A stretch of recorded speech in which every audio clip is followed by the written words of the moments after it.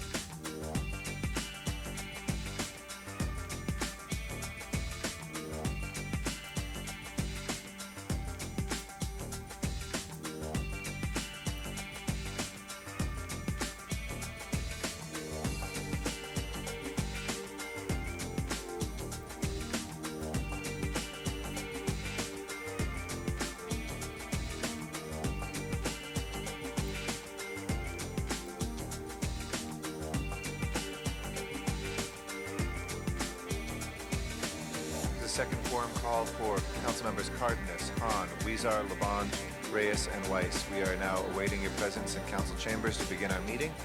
Again, Councilmember Cardenas, Councilmember Hahn, Councilmember Huizar, Councilmember Labange, Councilmember Reyes, and Councilmember Weiss. In compliance with our own council rules, we are now late, and we are awaiting your presence here in chambers to begin the meeting. So as soon as one of you can come down, we will begin the meeting. Thank you.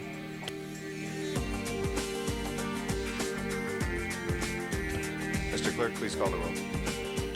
Alarcon, Cardenas, Gruel, Han, Weezer, Labange, Parks, Perry, Reyes, Rosendahl, Smith, Weiss, Westenstein, Garcetti. 10 members present and a quorum, Mr. President. Thank you. First order of business. Approval of the minutes. All right, Mr. Rosendahl moves and Mr. Zine seconds. Without objection, this will be approved. Next order of business. Commendatory resolutions for approval. Mr. Alarcon moves and Mr. Parks seconds. Without objection, they too will be approved. Next order of business. Mr. President, this is Tuesday, and there is a flag salute that's been agendized. Okay, Mr. Rosendahl, would you be kind enough to lead us in the Pledge of Allegiance? And if I could ask everybody in council chambers to please rise for the salute to the flag. Please rise and put your hand over your heart and repeat after me. I pledge allegiance to the flag of the United States of America and to the republic for which it stands, one nation, under God, indivisible, with liberty and justice for all.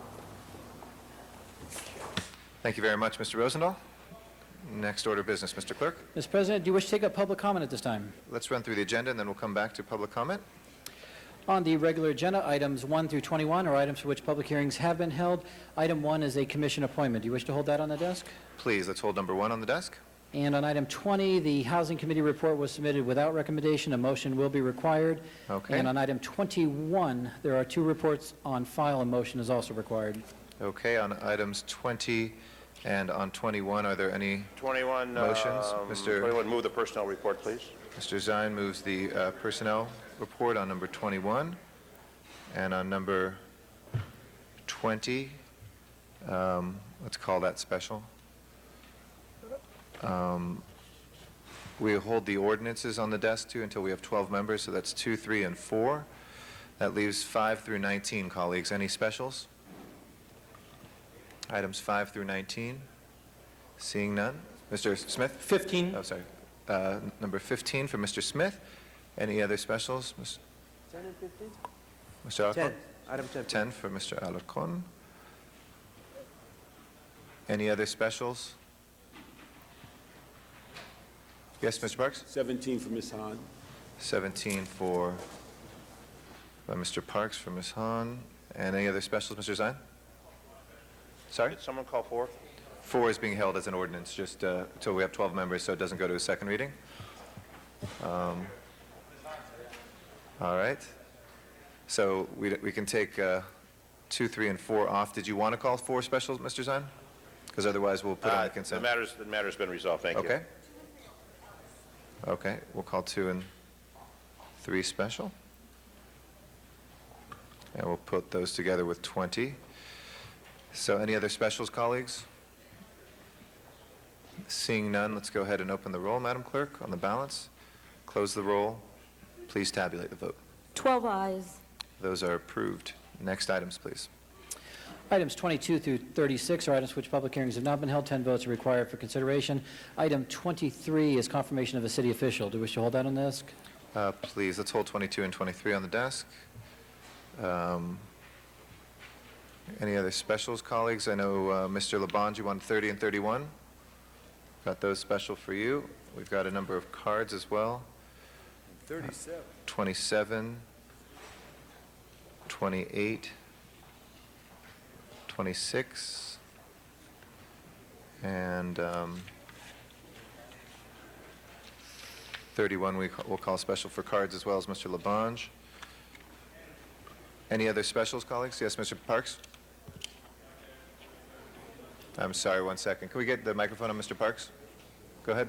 On 25, we were in the impression that that was coming forward with an ordinance. Is that ordinance attached to the It file? is, I see no ordinance as a part of this for number 25. Do we, Mr. Clerk, have an ordinance? No, Mr. President. Okay. My understanding is that the report was, those recommendations were made in preparation of the ordinance, and that the ordinance was coming as a package. For 25? For 25, that's the one, that's why when we waived it from Budget and Finance, we were advised. Okay, let's hold that on the desk. We'll try to resolve that issue. Any other specials, colleagues? I think we just have 24, 29, and 32 through 36 left. Seeing no other specials, let's open the roll, Madam Clerk, on the balance. Please close the roll and tabulate the vote. 12 ayes. Okay, those are approved. We'll return back now to general public comment. And start our general comment with Marilyn Jackson.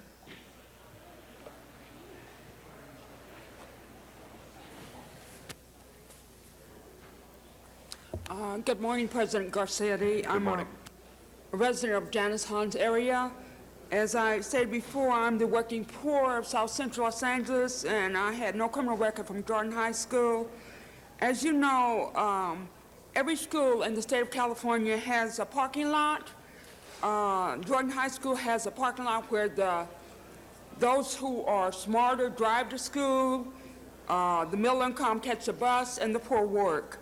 The working poor apologizes for going out of the area in the Crenshaw area, in North Hollywood, everywhere. Sometimes we get upset because on the holidays we expect to find food that we can afford, such as Frankfurters, which you change to turkey franks and wieners, and we get upset, so we go driving out of the area. I feel that no one wants to overcome who they are. They think they do until they rent an apartment, buy a home, or live in the projects. So I want to thank you again for acknowledging the working poor. Thank you. Thank you. If I could please ask everybody to keep their conversations here to a minimum as well in order to make sure that we hear the public comment. Zuma Dog is our next speaker.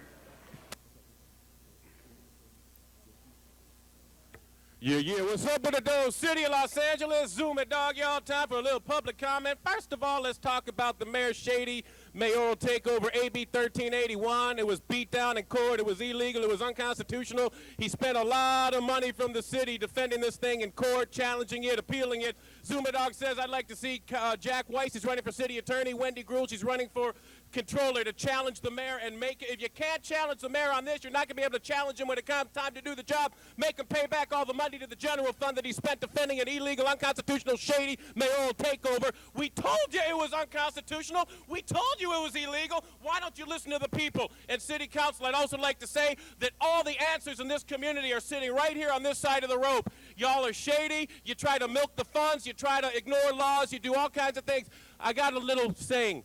You beat us, but you didn't fool us. Everything you try to do, all your shady tactics, well, Zuma Dog gets a fuck. Hey, I'm trying to talk over here. I can't even hear Mr. Dog, if you will please keep your comments. Stop the time. No, if you will please keep your comments in a more In a what? respectful manner. Okay, just make sure that you're It's not right there. I can't hear myself talk. And okay, now let's talk about a few other things. We got the Jack Weiss recall campaign. You should go to recalljackweiss.com and look about that. And also the LA River. It's all shady. How come when you had the presentation of the LA River, you forgot to mention it's the Colorado River with high-density housing all over the place? You're not going to have enough water to put through the things. It's so you got track maps going up everywhere. There's not going to be a little piece of green in this whole city except the crack between the sidewalks, the peat moss. Let's talk about Griffith Park and the expansion over there. I don't like the Griffith Park expansion. I heard that there's a monorail. I hear there's a hotel. I hear that there's restaurants. I hear there's an 8-story parking garage going in that master plan. I hope that's not the case because I talked to the fire department and they said there's no room for all that stuff. And how are you going to get 8 stories of cars through that narrow road? And so why don't you start listening to the people a little bit, and then I won't have to come here every day. Oscar Johnson is our next speaker.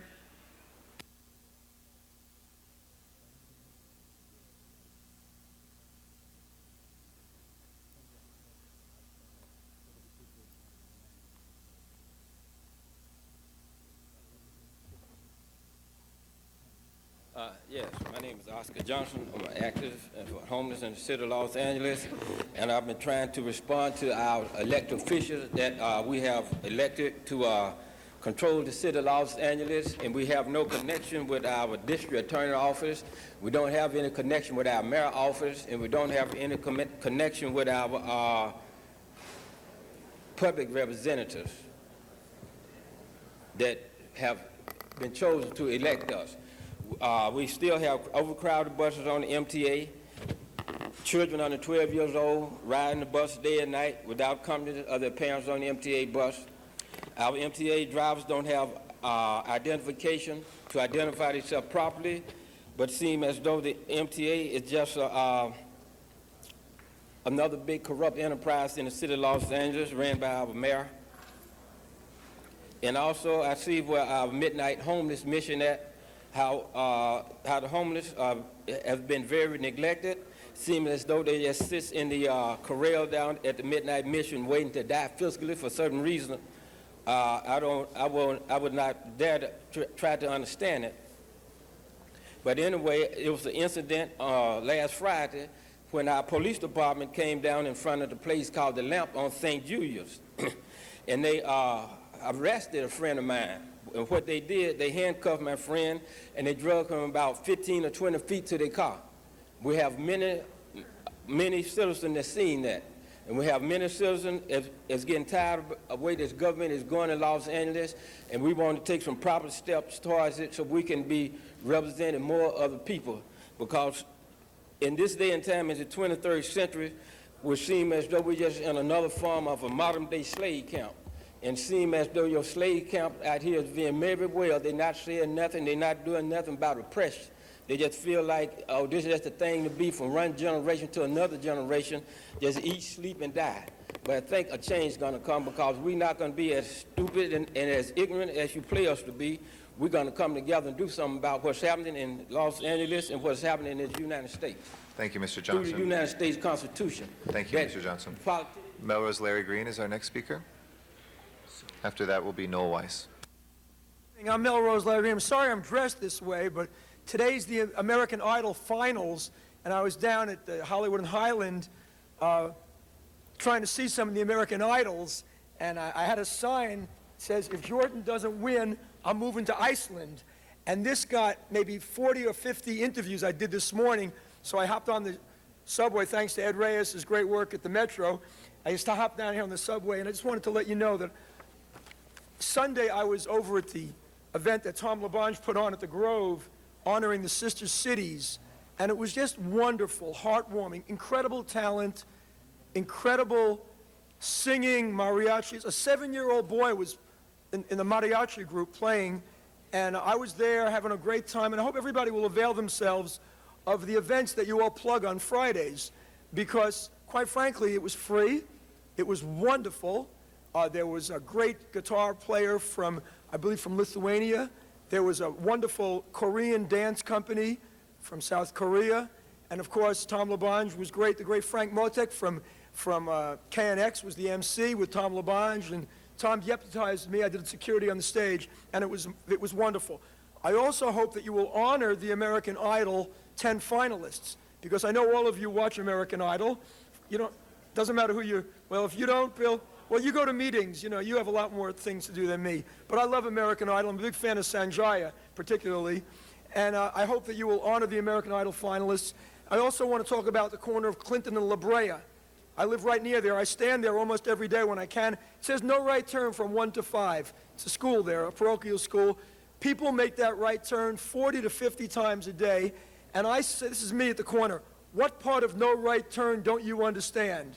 Kenny would have loved that, right? Kenny Hahn would have loved that. Anyway, I got 4 more seconds. Tomorrow I meet Condoleezza Rice at the Reagan Library. I'll send her all your best. Thank you very much. I'm Melrose Larry Green. Noel Weiss is our next speaker. Thank you, Mr. Green. And Arnold Sachs will be after that. Thank you. Good morning, council members. Good morning, council members. I want to speak today about the mayor's retreat on education policy. Mr. Alarcon introduced a motion, which I appreciate very much. However, it's a bit tepid. And I'm hoping that Mr. Alarcon will schedule a hearing in his committee, because the only way basically we're going to be able to move forward on these educational issues is to have some meaningful discussion on public chartering, or the city chartering rather, of public schools. Now, studying is the classic political trick. I'm concerned about your problem. Let's study it. Well, you know what? We've studied. It's time to act, and it's time to move. There are a lot of viable alternatives. And I'm looking hopefully for the leadership of this council in order basically to move those forward. Secondly, any candidate for controller, in my opinion, has to be able to demonstrate some character here. When that mayoral AB 1381 was passed, the city council was told by the CLA that, in effect, the city should not be liable for any dollars spent in connection with that deal. Now, the bottom line is, Valerie Flores has done a fabulous job. That's the city attorney. The mayor, who spent millions on campaign contributions, should basically reimburse the city for her time. And when the city gets sanctioned because of of the fact that they pursued an unlawful, unconstitutional course. That could reach $500,000, $1 million. That's a contingent liability. I would expect any candidate for controller or any candidate for city attorney, wherever he is, to basically say, you know what, Mayor, give the money back to the city. You guys are shortfall in your budget. It's time basically to move forward. Lastly, Mr. Rosendahl, thank you very much for introducing finally that Ellis Act resolution. Sheila Kuehl has that bill. Mr. Smith promised me 3 times that he's going to schedule it for hearing in his committee. I hope that he lives up to his promise, and I look forward to working to get the council behind Ellis Act reform in connection with Sheila Kuehl's bill. Thank you very much. Arnold Sachs is our next speaker, and then we'll go out to Van Nuys with Miriam Fogler following that. Mr. Sachs? Is Mr. Sachs here? Okay, there he is. And then after Miriam Fogler will be Donna Pearman, and then we'll come back here from Michael Carrion.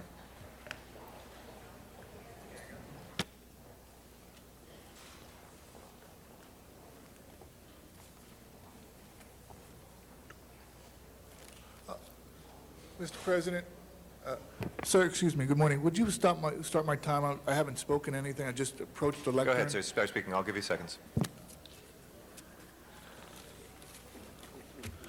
Good morning, council members. Thank you very much. I have several things I'd like to talk about.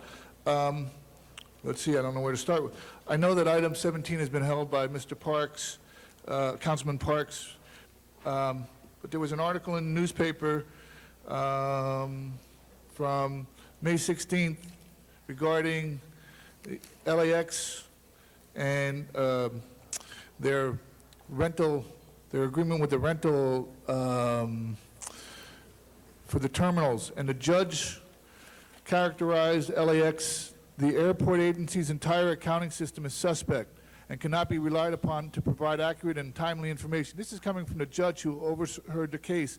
Yet today on the agenda, the Transportation Committee is okaying a new parking agency to take over the parking facilities for the airport. It's too bad this information wasn't available before the Transportation Committee heard this change in people taking over the airport facilities.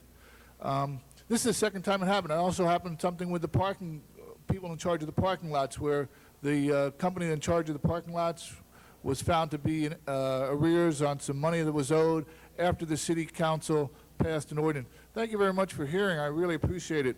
Also, again, Metro,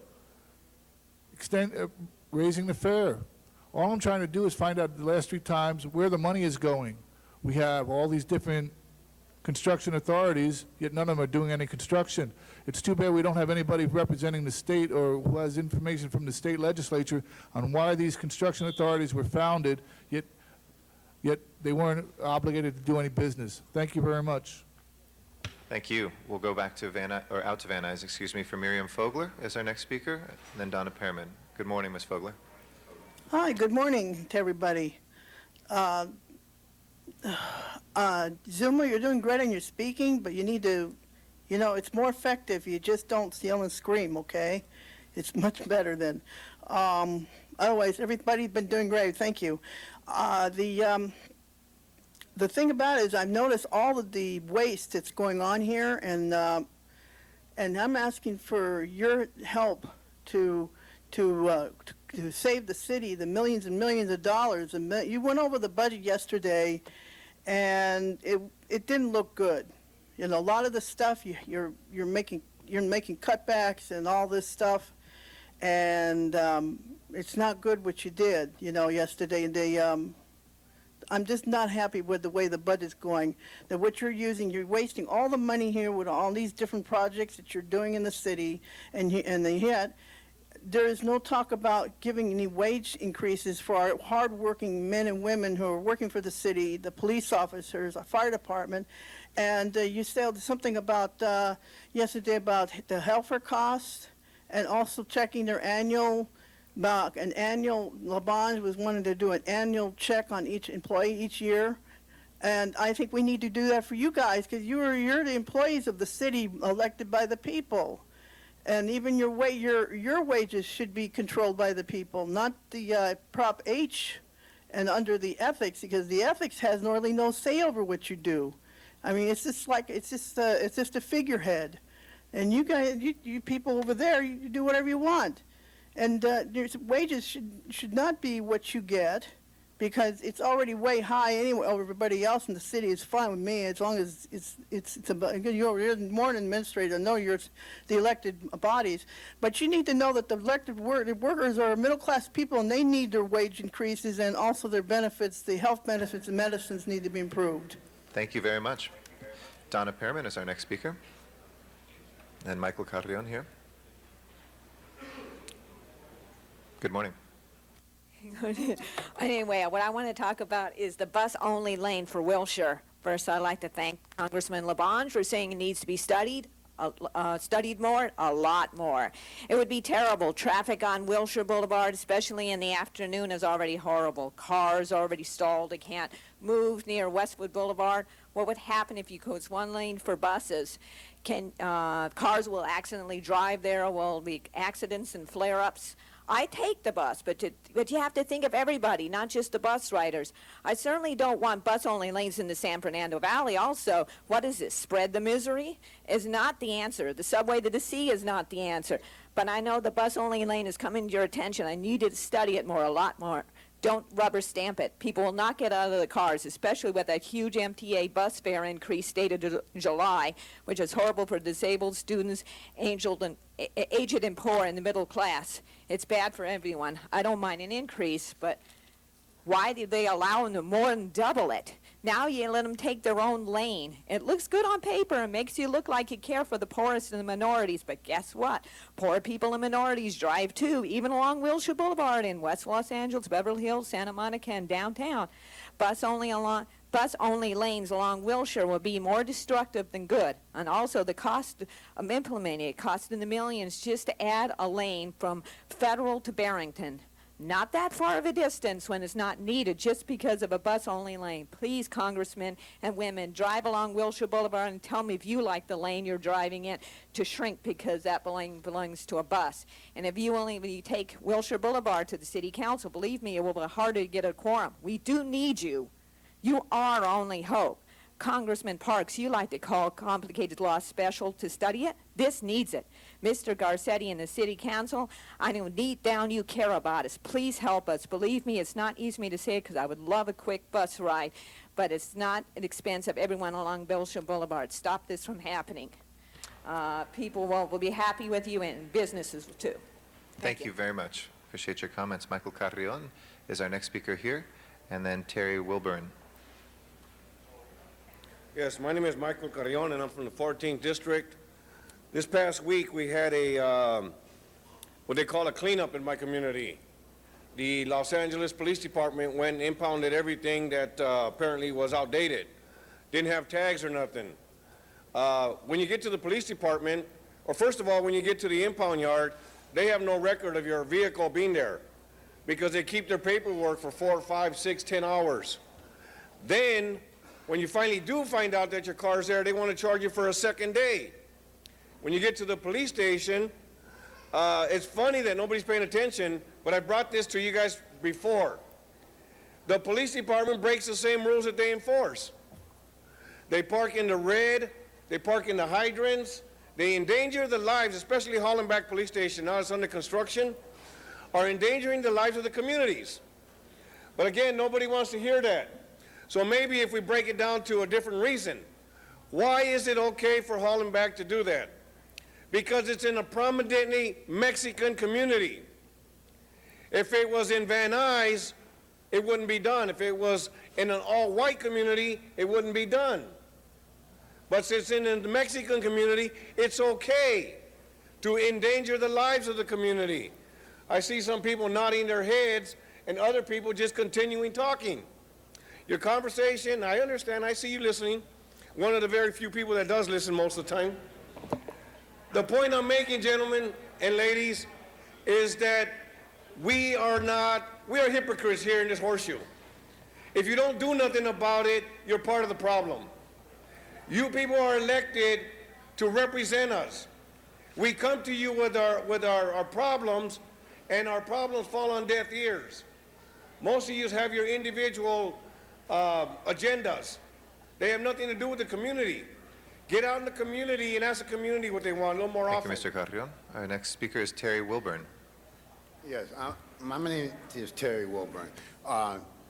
Morning, Council, and everyone. Good morning. I'd like to speak on several things. Two, the poor people is fine. The transportation is barely okay. But I really want to speak to concerning 400 and something bodies that I received or have, and the bus company is paying and to ignore these facts. Now, for years, over 100 years, people have been killing one another in Baldwin Hills. And the way they are doing it, and the cocaine drive is there. I busted 2 people there, and they got out free. Nothing going on, okay? Now, you had a commissioner that just was killed based on an investigation that I was doing, that Baldwin Hill involved himself in. You got 3 black men locked up where it was 2 Mexican and 1 man, 1 black man, okay? Now, in doing so, that's your thing, your random stuff, okay? But Baldwin Hill is no joke. They are raping people, killing people, and bribing people for years, as long. And Mr. Park, I just found out they want to murder you from 77th Division. And if you don't believe me, I do have witnesses, okay? More so, there's a girl named Cheryl Hollins. She's being raped and abused over there. I can't go over there, okay? Which I asked your police who would be receiving $400 million for doing nothing, okay, to ignore these facts. You got the Lakers pushing cocaine there, and y'all ain't doing a damn thing about it. Thank you. Thank you for your comments. That closes our general public comment. If we can take up our commissioner first. First item is item 1, and that's the appointment of Mr. Jaime Rodriguez to the Relocation Appeals Board. Okay, and oh, I'm sorry, but just before that, yes, my apologies. Mr. Reyes wanted to respond to one thing in public comment first. Go ahead. Thank you, Council President. Colleagues and those in the public, if you hear something over and over and over again, folks tend to believe it. I want to be emphatic that the Los Angeles River Plan, community plan, will reflect each neighborhood's priorities, whether it be open space, whether it be mixed use, whether it be housing. That will be defined in the process over time. But we do have an individual who continues to emphasize one dynamic, and I just felt compelled to respond to it, because if you hear it enough, folks tend to believe it. And I just want to be very clear that every area along the river will be a reflection of what the community stakeholders want to see in the corridor. Thank you. Thank you. We have our first commissioner.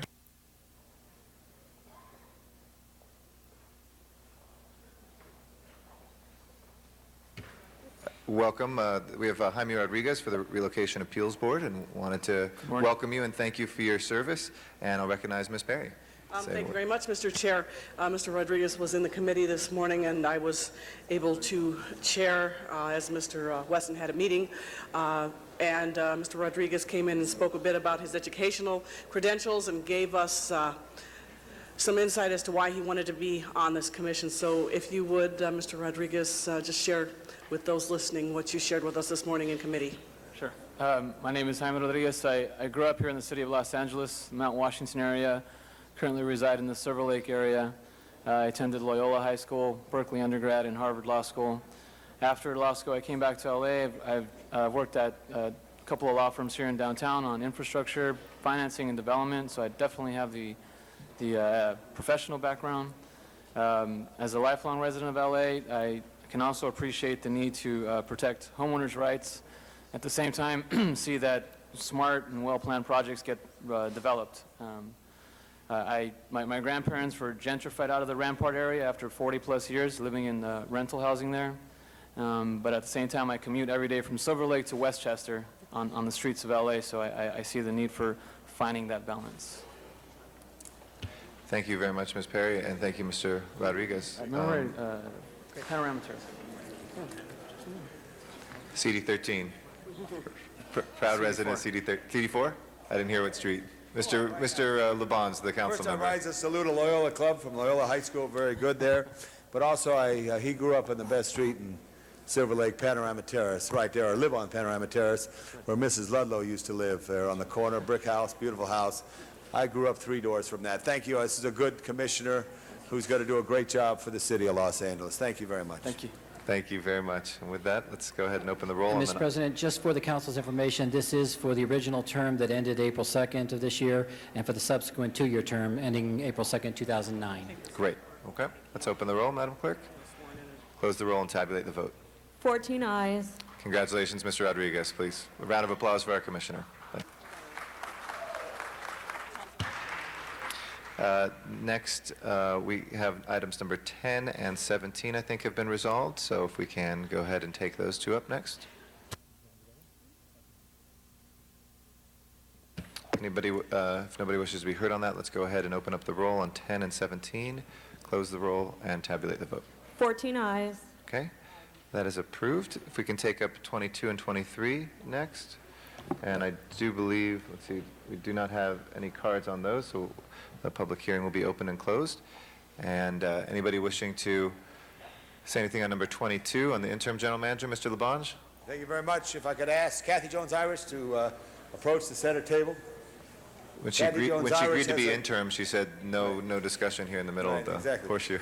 A great selection to help the mayor and the city and the council with our newly appointed general manager who's scheduled to start August 1st.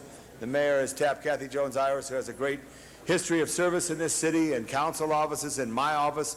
Also a very great history with water and power in the private sector now, and her company has allowed her to take a leave of absence. A great graduate of Occidental College here in Los Angeles, a classmate of Mike Hernandez, if I believe correctly. Kathy's going to serve the city well. So Kathy, if you'd like to just say a few words, I ask for an aye vote all the way around. Please. Good morning, Mr. President, Good members morning. of the City Council. It is indeed a pleasure to be back. I am very, very moved by the mayor's decision to appoint me to this position, and I am very anxious to serve, albeit the fact that it is for 8 weeks. I am looking forward to meeting with all of the council offices, working with the staff, and supporting the mayor's vision for the Cultural Affairs Department. I'm very excited for the city because I have met with Olga Garay. She's an exciting person, and we'll be working arm in arm together in the next 8 weeks. So it's just a pleasure to be back, and I'd like to thank the mayor. It's indeed a compliment to be considered and a privilege to serve. And I'd like to also thank the executives of MWH for giving me the leave of absence to come and serve the city again. Thank you, Ms. Irish, very much, and thank your company for giving you a leave of absence. Thank you very much, Mr. Labange, and thank you, Ms. Irish. Mr. Zine, and then Mr. Reyes. Thank you. I'd like to echo compliments. I'm sad it's not a permanent position, because I know when you were with Councilmember Labange's office, you're always very efficient getting things done. And I'll never forget the day at the zoo where you tried to plug that electric car in that and it didn't work. Right. And we tried to fix it, and now those electric cars have basically vanished except for Mr. Garcetti's. The rest of them have vanished from the planet. But I know that your qualifications, your love for the city, and your ability to get things done there in that particular department, which has gone through some peaks and valleys over the years. You're well aware of what the city's all about, and I am happy to see your smiling face back, because you've always got that smile to say, we're going to get it done, we're going to make it happen. So welcome back to the city family. Thank you very much. Even though short time, welcome back. Thank you so much. Thank you, Mr. Zine. You're happy to know that the Department of Water and Power just purchased another, or leased another 150 electric vehicles, so they're on their way back. Mr. Reyes. Yes. Thank you, Council President. 8 weeks, correct? Interim? Yes. 8 weeks. Well, I know you do a lot in those 8 weeks, but I do want to just suggest one thing, knowing how your wide range of experience working with the council as a chief of staff, working in the MTA, and all the great public service work you've done, community service.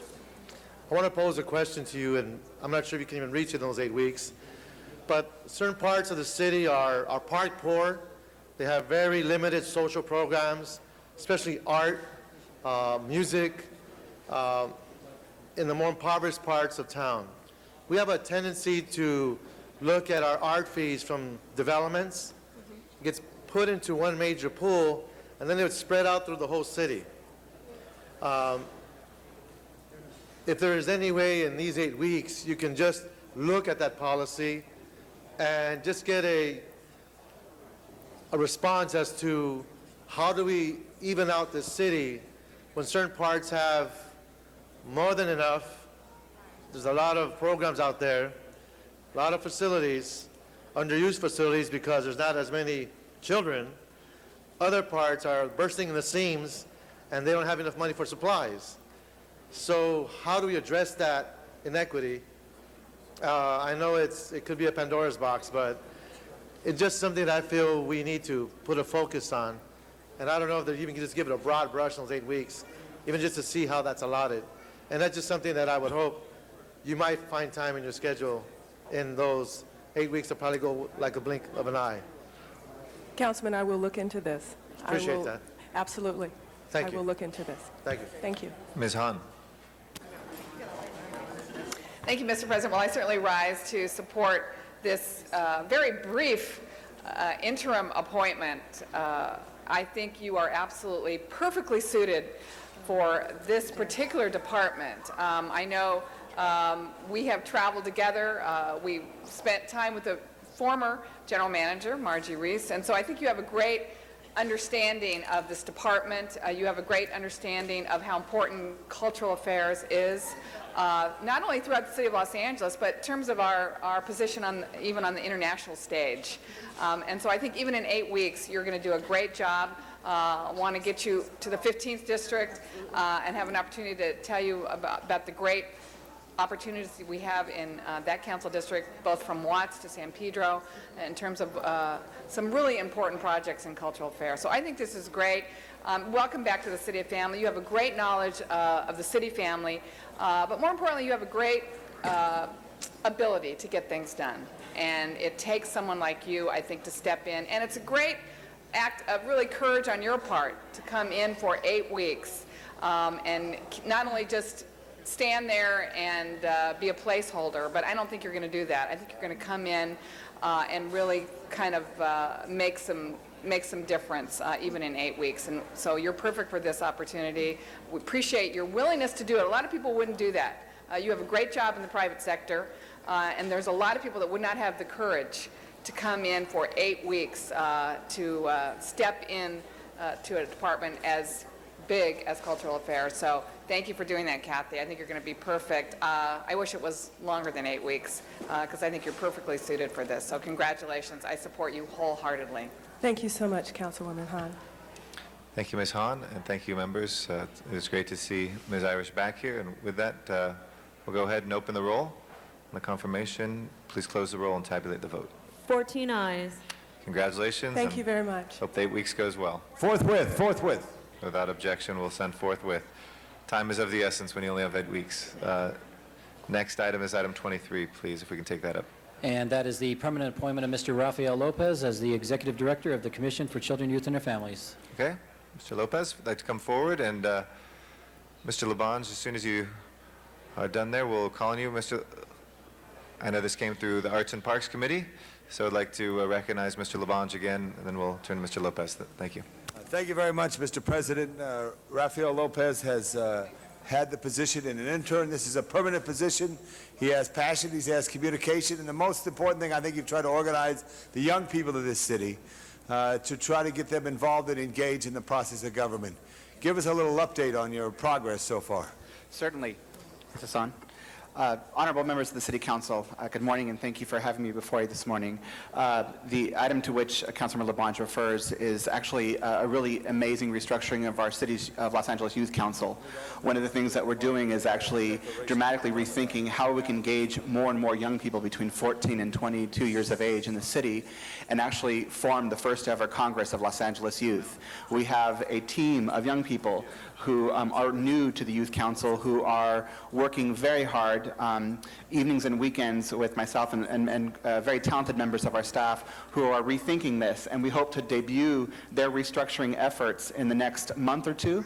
There's a task force, and they'll be bringing recommendations, and one of the things they would like to do, so that you all know, is meet with you more often and to get your advice and counsel about what it's like to be a member of the City Council, but more importantly, what it's like to create policy that does impact youth in the City of Los Angeles. Thank you. Mr. Zine. Thank you, Mr. President. Good morning. Good morning, Council Member. I want to compliment you on your style and your aggressiveness and your ability to break through those barriers and make an impact. I've seen you in action. I'm very impressed with what you're doing. So I think this is another wonderful appointment by the mayor. An individual who's got a lot of passion for that particular commission to bring it to the light that it needs to be, bring it to the exposure it needs to be, and the effectiveness. And I think it's been a sleeping giant for a long time. And you're going to bring it out of that environment. So congratulations and continue the progress. Thank you. I look forward to working with you and your staff. Absolutely. Thank you, Mr. Zine. Ms. Gruhl is next, then Mr. Cardenas, and Mr. Weezer after that. Thank you very much, Mr. President. And I, too, want to rise in support of this permanent appointment. We met when you were first assigned temporarily, and your commitment during an interim period with no guarantee that you would be the final selection. And you did the kind of work, I think, that is critically important. And this commission, as we have talked about, has the greatest potential, I believe, in the City of Los Angeles to do more. And not only because of your appointment, but the commissioners that you have, and the interest that we see here in the City of Los Angeles on the issues of children and families and the coordination. You came before our budget committee, and I think all I can say is that you wowed us in your explanation about how important this commission and the role of that commission, and how important it was to interact with all of the other city departments. And that I think the time has come for us to not only invest in this department to be able to coordinate some of those efforts, but challenge our other departments to work more closely with you. And as we talk about the gang issue, we all know that prevention starting with young children, starting in those youth councils that, as you know, there are 3 of us here that were part of the old version, or the younger version maybe, of the mayor's, at that time, Mayor's Office of Youth Development and the Youth Council that was established. And so we're excited about what you see as the future of this city, and to model best practices as to some of the other cities and to involve the community. I know you shared a bit in Budget Committee about your vision as to engaging the public. Could you share a little bit with us as well? Certainly. And just hold my time. Certainly. There's a couple of ways in which we can do that. And one of the things that's critical is actually looking at how we can be more strategic about aligning and coordinating our services and programs across the city, particularly in partnering with departments like DUN, the Department of Neighborhood Empowerment. There's a new general manager there, Carol Baker-Tharp. And one of the things that we've discussed in both of our newness, if you will, is how we can do better at connecting to the nearly 90 neighborhood councils across the city of Los Angeles. And CCYF can be the in-house sort of city hall expertise, technical advisor on youth development issues, so that we could, first of all, look at how we can secure a young person or 2 or 3 on every single one of those neighborhood councils. How is it that we can, at the neighborhood level, engage more young people, both in the planning and the practice of policy around the city, and actually in planning for not only new programs, but actually when the council and the mayor seeks advice, to have ways in which neighborhoods and families connect on a more strategic and aligned way. That's one of the many ways we're looking at, and the Department of Neighborhood Empowerment and its new leadership have already stepped up to the plate. And next week, I believe, we have our first meeting on the calendar to think about how to do that. When we figure that out, we're going to bring that to the council as a way to engage all of you and the neighborhood councils that are in each of your council districts. Well, that's very important, because I know in the neighborhood councils that I represent, very few of them have representation by young people in that effort. And so I think it is critically important. And the relationship that you want to establish as well, as you talk about partnerships with LA Up, and First Five, and the importance of universal preschool, the importance of that connection, the importance to coordinate with LA's Best that exists, or the Bridges program, and how our commission can elevate that issue, I think, to the next level, which is critically important in the relationship with LAUSD. It's again, I think we're at a crossroads, and what I've experienced with you and your leadership, and particularly during the budget, was that we're going in the right direction. You've chosen that right road and are going down a path. So I'm very excited about your appointment and our ability to work together. So look forward to you coming back to us, challenging us on the council to say, you know what, we need to invest here. Here are some partnerships. We need your help. And not to think you have to do it all on your own. Exactly. And to use some of those great commissioners like Bobby Parks and that commission. Thank you very much, Mr. President. Thank you, Mr. Cardenas is our next speaker.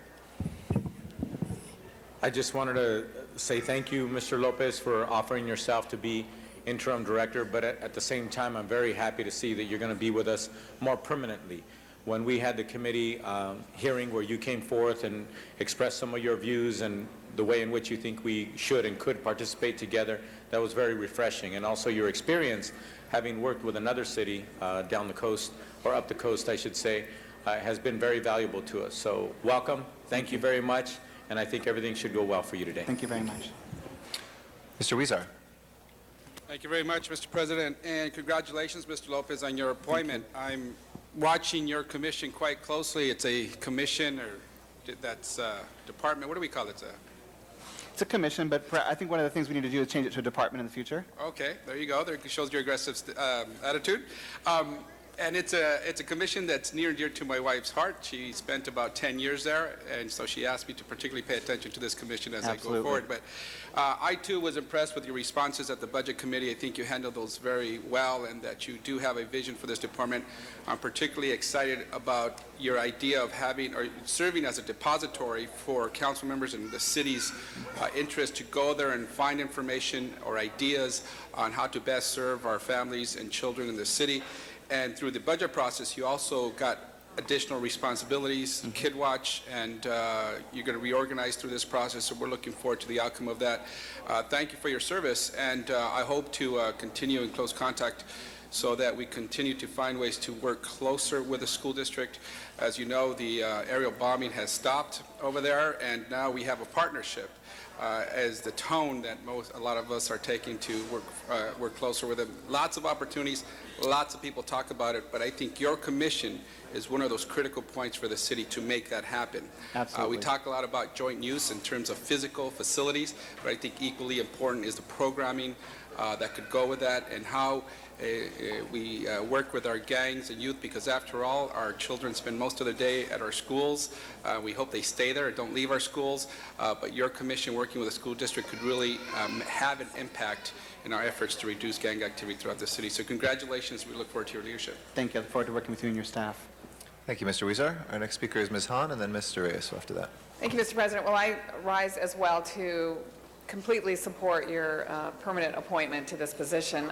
Just listening to you, particularly and Ms. Gruhl's comments and questions, you're exactly in the right place at the right time for the future of the city of Los Angeles. Again, I think we're at such a great moment in the city's history where we're all begun to have this civic debate on how do we end gang violence in Los Angeles. And I agree with Ms. Gruhl that it's about prevention. I think our only hope is to grow up a generation of young people who will decide not to be recruited by gang members. And it takes a lot of work, and it takes a lot of reaching out, and it takes a lot of investing in our young people. And what I've heard you say it really thrills my heart. I'm involved right now with two task force in my city council district. One is the Watts Gang Task Force, and the other is the Harbor Gateway Task Force. And both of those came together grassroots in response to some particularly violent times in both of those communities. And we find ourselves sitting around the table, it's mainly adults, talking about what the young people want or need.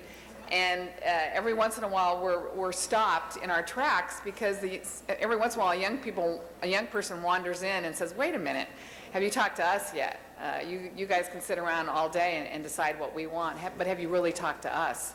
And I think that's what we're hearing, is that our young people have not had a voice at the table.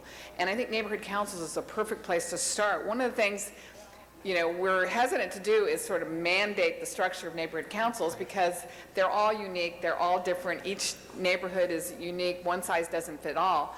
But the neighborhood councils that have allocated a slot on the board for a young person, I think are in the right direction.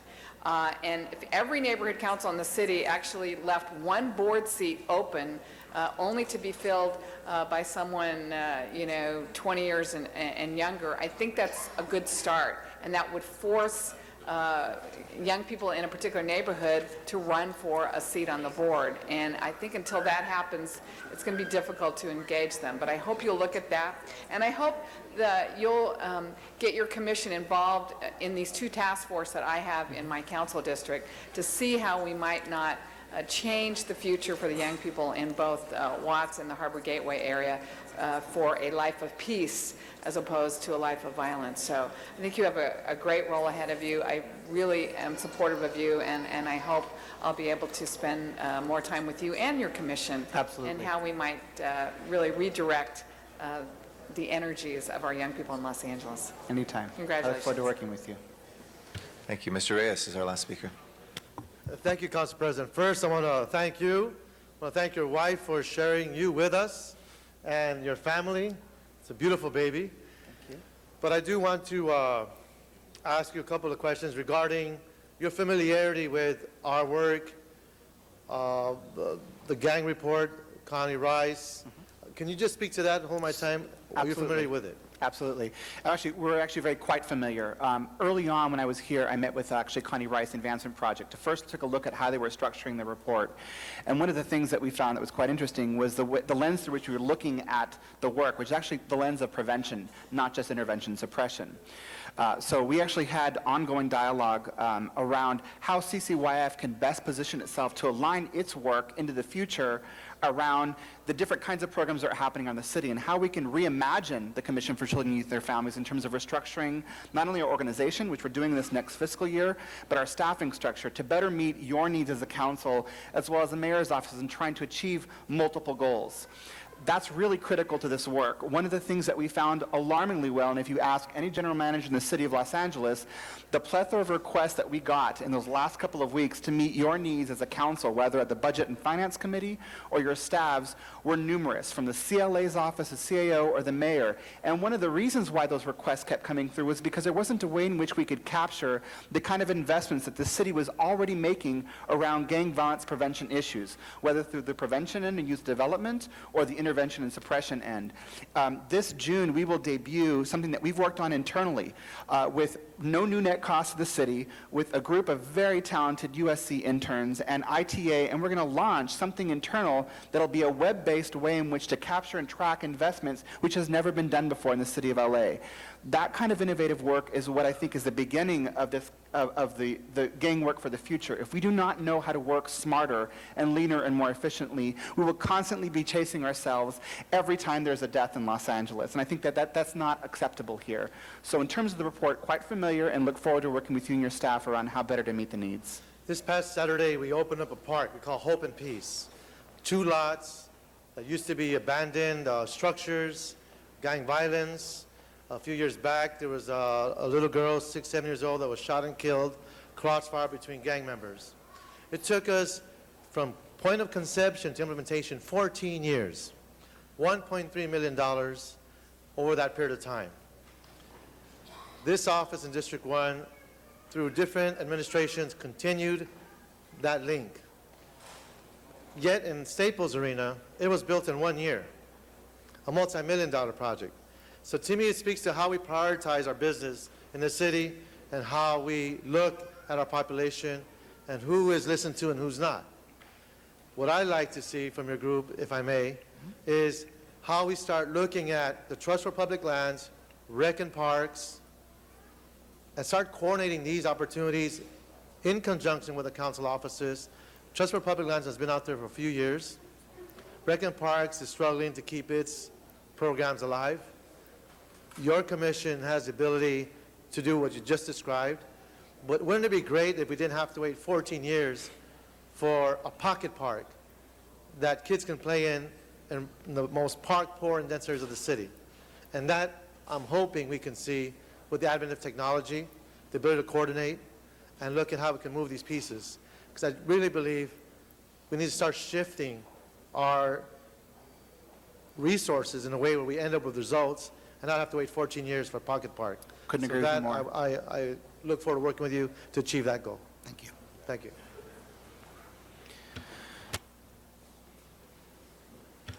Mr.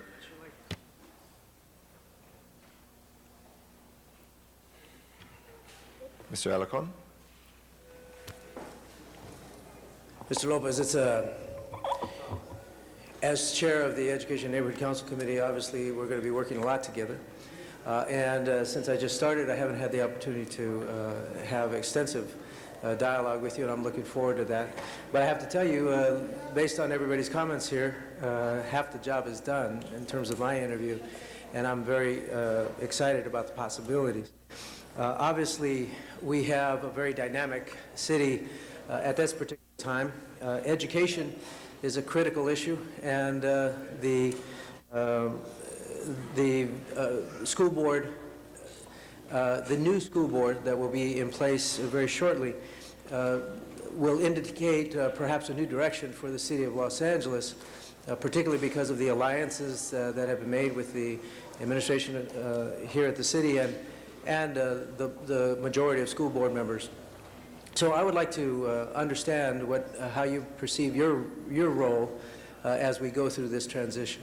Absolutely. Well, one of the roles we were about to discuss in your committee just the other morning, and actually, even though there wasn't action at the moment, the elements of the report from the chief, from the CLA, speak to the kinds of things that we should be doing in the future, which is how can this city council and the mayor's office more accurately and strategically align its resources with the Los Angeles Unified School District.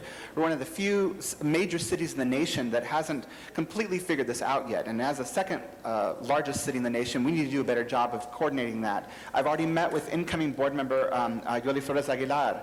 We've talked with board member Monica Garcia, and CCYF should be your partner to help negotiate and navigate those issues between the city and the school district, whether on joint use projects, on joint planning, on the use of joint facilities, to extend the hours of the school in terms of having more time after school and into the evening, whether it's co-locating services, the way in which our libraries, parks, and recreation services and those programs offered by CDD.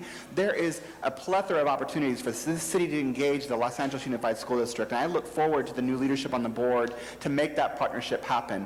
I think that that's one of the ways in which this city council can be truly innovative, is to think outside of how cities have traditionally worked with school districts, move beyond the notion of a memorandum of understanding, and actually have some ongoing and regular dialogues, whether it's at the elected level, the staff-to-staff level, or at the line staff level. That's the only way in which we're going to be able to actually affect change long-term with the LAUSD. And obviously, the gang violence issue is primary. Many of my colleagues have covered that.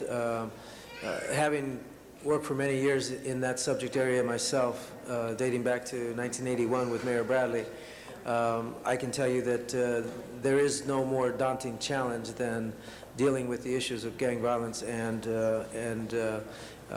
combined with the issue of education. So you have taken on a major task, and I hope that at the end of your term, however long that is, that you'll have that same smile, because it will be a smile of success that we have reduced gang violence in our communities and that we have in fact improved educational opportunities for all the kids so that they won't choose gang violence and gang-related activities. So I commend you, congratulate you in advance, and pleased to support you and look forward to working with you. Likewise. Thank you, Mr. Alarcon. That's our last speaker from the council. So with that, let's go ahead and open the roll, close the roll, and tabulate the vote. 15 ayes. Congratulations. You've been approved as a permanent general manager. Thank you very much. Absolutely. We have items 26 and 27, Mr. Clerk. Mr. Reyes wanted to continue those, is that correct? That is correct, for 60 days. Okay. Is there any objection, colleagues, to continuing 26 and 27 for 60 days? Seeing none, that will be continued till July 24th. Now we can return. Let's take up 2, 3, and 20 together. And we do have public comment cards. We held a public hearing, but there have been some changes as well, so we will be reopening public hearing. If there's no objection, we'll do for 10 minutes, 5 minutes to each side. We do have about 37 cards. There's 24 on the for side and 12 on the against side, and I believe one other that's just a general public comment that was not marked one way or the other. So we'll go ahead and we'll start. We'll ask folks to keep their comments to a minute apiece. Noel Weiss will be our first speaker on the for side. After that will be Blanca Salazar and Joe Hari. Those are the first 3 speakers.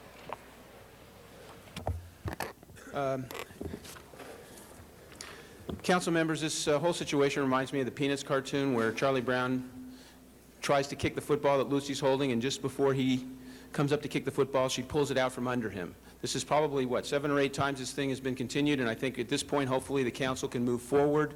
Finally, Wayne Gretzky was good because he didn't go for where the puck was. He went for where he thought the puck was going to go. What we're talking about here is a commitment in the face of uncertainty. This thing needs to get passed pure. Now, what we have done going forward, is basically what we're talking about is having formerly Ellis Buildings having new apartments being subject to rent stabilization. Now, if and to the extent that we can't reach some kind of accommodation here, I think it would be a terrible circumstance for the council. And frankly, I think in terms of Mr. Parks's proposed amendments, what this would do is offer an opportunity to try to tie up with the tenants. You have interest between the tenants, you have interest with the landlord. There's no reason here in this Thank you. Thank you. Blanca Salazar, the next speaker. If it's okay, I'll translate for Blanca. Yeah, and what we do is we usually do a minute for her comments, and then we'll give you a minute to translate it. Could we get the microphone over there so we can, the handheld? We can make it a little easier for you so we can, hold on one moment. Why don't you go ahead, we'll start just with the 2 of you there. Thank you. Sí, buenas tardes. Gracias por darme el tiempo de poder presentarme aquí. Soy Blanca Salazar, vivo en el área 301 Nora Alvarado Street. Soy una de las personas que nos han desalojado del edificio, el nuevo dueño, y tengo ya voy a tener ya 1 año de andar buscando una vivienda. Soy madre de 2 niños y se me ha hecho muy difícil buscar un lugar económico para vivir, porque también estoy deshabilitada de una operación que me hicieron mal y necesito una ayuda. Okay, I'm going to translate that. Basically, good morning. Her name is Blanca Salazar. She wants to thank you for this opportunity for her to speak. She lives at 301 North Alvarado, and they are evicting her from her apartment because of a condo conversion. She's been looking for a year for a place to live and has not been able to find something. She's disabled, which makes it even more difficult. Sí, mi pedido es de que poder tener la ayuda de ustedes, de encontrar un lugar donde pueda yo poder sobrevivir. He sido una persona muy trabajadora, pero lamentablemente por mi situación de deshabilidad, de un error que cometieron en mi cirugía, yo no puedo trabajar mucho y necesito la ayuda de ustedes de que puedan haber lugares de bajos recursos para poder sobrevivir. She had an operation, and because the operation didn't go well, she's not able to work, but she is someone who works very hard. She's asking for your help to find a place where she can survive with her family.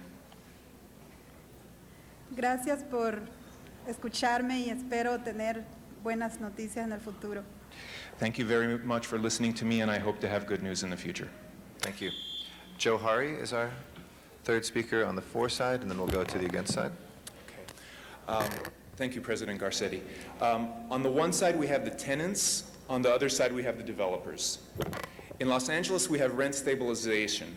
This law is to close a loophole where landlords can get around the intent of the law. Based on what President Garcetti has said, both sides have been listened to. I don't know exactly what the bottom line is for developers, What I do see as an organizer is the pain of families.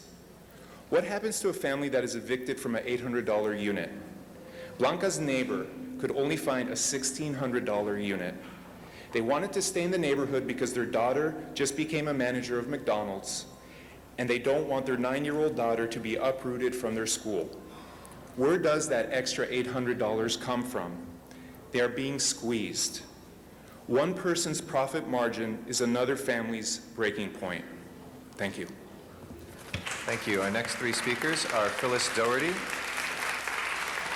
Phyllis Doherty. Phyllis Doherty is next, and then Christopher Thornburg and Robert Bradford will be the next three speakers. Phyllis Doherty. I'm here today as a member of AGLA and also as a property owner. I own rental property in the 13th, 14th, and 4th District. I have sold property from other areas. I am now investing out of Los Angeles, unfortunately, because of this type of thing. And I don't want you to drive other people away who have been born and raised here, who provide low-income housing, because we want to. I do not raise the rent of my tenants even as I'm allowed to. So you're driving all of us out. Owning an investment property is a risk. It's not necessarily a profit. Please do not discourage the renovation of the neighborhoods, which reduces crime and provides a good place for the children to grow up with hope. Christopher Thornburg is our next speaker.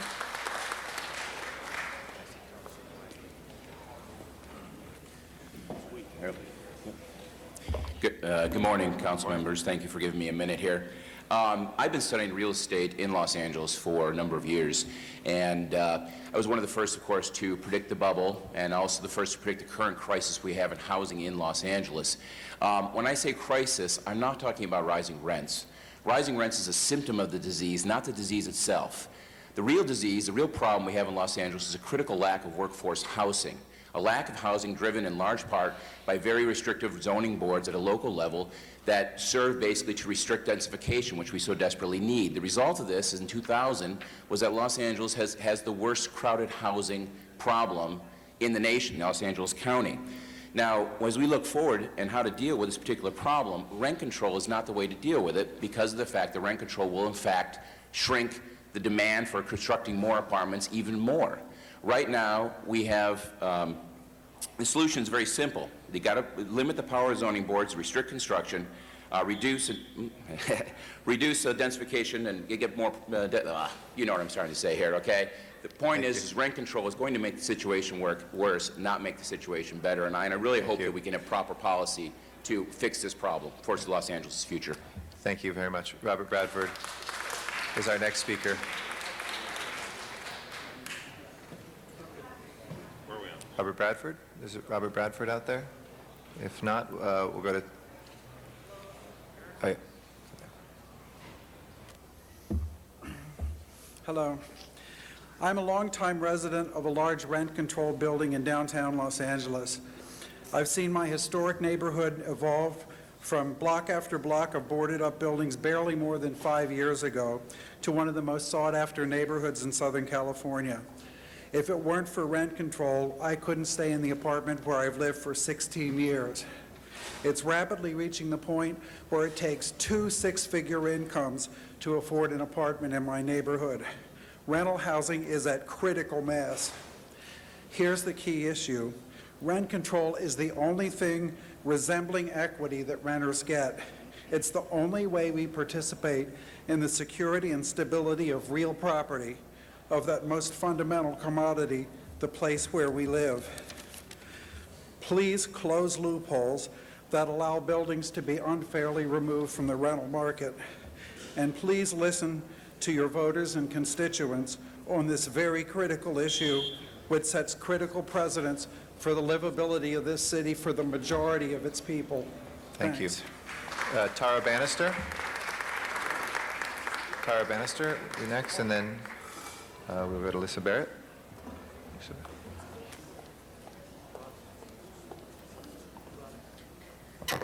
Good morning, council members. My name is Tara Bannister. I'm the Executive Director of the California Apartment Association in Los Angeles, and thank you for letting me speak here today. We stand very firmly against any extension of rent control as a bad policy, a bad economic policy and a bad social policy. It does not protect seniors, it does not protect low income, and it does not protect any disabled people. However, we are absolutely for anything that would help protect the seniors, disabled, and low-income people in this wonderful city of ours. We are also for the 4-unit exemption for the owner-occupied, and we appreciate your support on those items. LA is a wonderful city of which we all live, and whatever we can do to make LA more affordable and create more affordable housing and a better place to live, I thank you for your help on that. Thank you. Lisa Barrett? Thank you, Council, for your many years of consideration of this issue.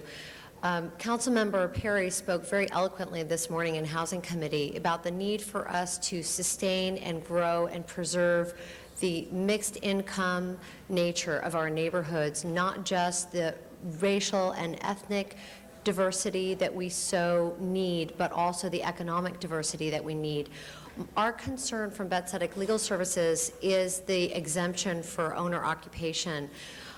We, unfortunately, in our eviction defense work, see a great deal of owner occupation fraud. Many times a new owner comes into the property and they use other methods. You're not supposed to have pets, even though it's in your lease. You shouldn't park in the garage, even though it's in your lease. You shouldn't have a guest, even though it's your mother coming by to help care for the kids during the day. And when all else fails, we see owner occupation used. So if we're going to go in that direction, we please encourage you to monitor and keep track and prevent fraud in that area. Thank you. Thank you.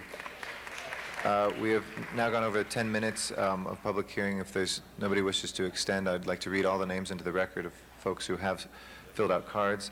On the for side, Shashi Hanuman was here, Deanna Kitamura, Jean Black, Abdullah Muhammad, Deborah Burton, Becky Dennison, Antonio Martinez, Araceli Leon, Esmeralda Benitez, Claudia Gomez, Maria Mesa, Azucena Morales, Jessica Guriel, Kenya Althocer, Guillermo Batista, Leonardo Vilches, Babette Dickerson, Larry Taylor, Roger Pena, Spartacus Cacao. On the against side, Vic Vierik, Linda Hollenbade, excuse me if I mispronounced that, Jim Clark, Richard Otterstrom, Sam Garrison, David Brackett, Tony Hagrib, and Audrey Stanzer. And then general comments was Zuma Dog. So with that, we'll close the public hearing on that, and I'll hand it over to Councilwoman Perry.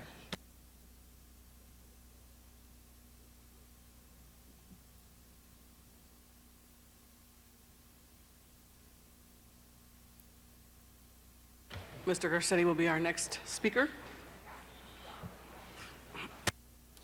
Thank you very much, Madam President, and thank you. I know how frustrating a minute can be, so I appreciate people with the public comment, and we appreciate the many public hearings we've had over the last 4 or 5 years on this issue, and in the last 8 months as we've been working on this. Colleagues, we worked very hard, I know, last week on this, and we seem to have come to a good place where there seems to be consensus, maybe not 100%, but very close to 100%. And we have before us the copy of the ordinance that we asked that includes the provision for the mom and pops exemption for 4 units or less for owner occupied, and the rest of it is there. So first and foremost at the outset, I'd like to move item number 3. We receive and file 2 and 20, which were earlier versions. Item 3 is the ordinance as we asked for. Just a couple things, because I think we covered a lot of ground last week, and it was a very good debate, and we really had appreciated everybody that had turned out to be here. You probably saw today the Los Angeles Times editorial that encouraged very succinctly in the beginning of this, by closing a legal loophole, the City Council can help balance tenant rights and the need for housing. It starts with months of City Council effort to balance tenant protections against the need for more and better housing in Los Angeles, which I don't necessarily agree are always against one another, but the need to balance that, have produced a narrowly tailored proposal to close a subtle loophole in rent stabilization laws. The Council should pass it. Not that we always necessarily take our lead from LA Times editorials, but this, I think, particularly puts the quandary that we have here in good light. And its last paragraph read, "The quandary about the lack of affordable housing won't end with this ordinance, which slows but does not help the inevitable decline in the number of rent-stabilized apartments in Los Angeles. A limited number of renters will see relief for a limited number of time, making it imperative for the city to remain engaged with builders in straight talk about how to best grow LA's housing stock."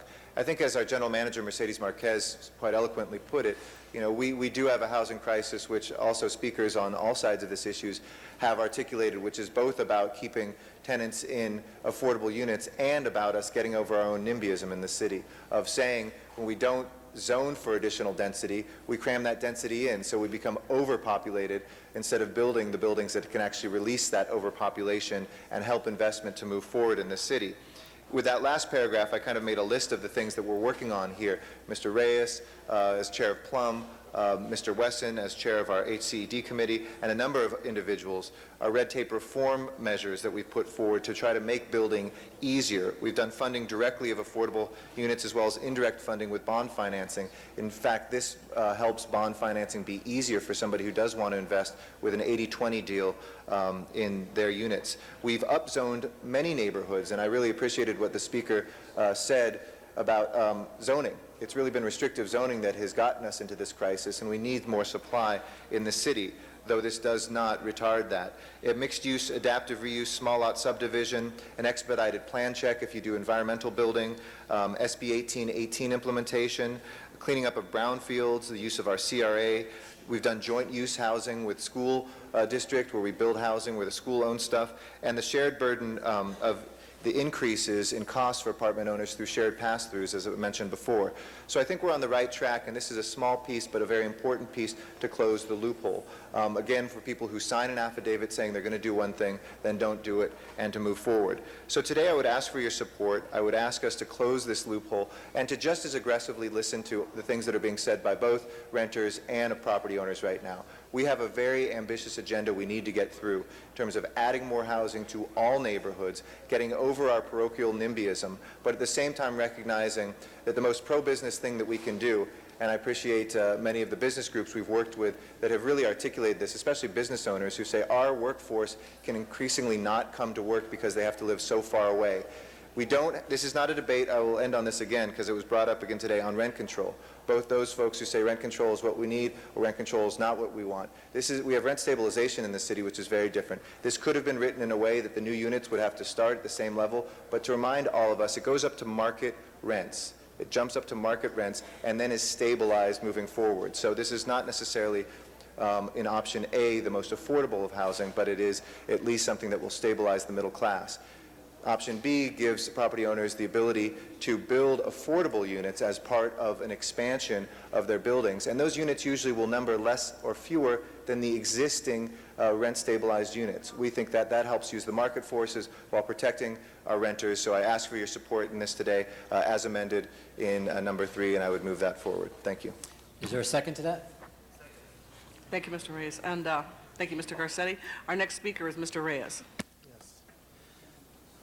Thank you, Madam President. If I can ask the housing representatives to come to the table.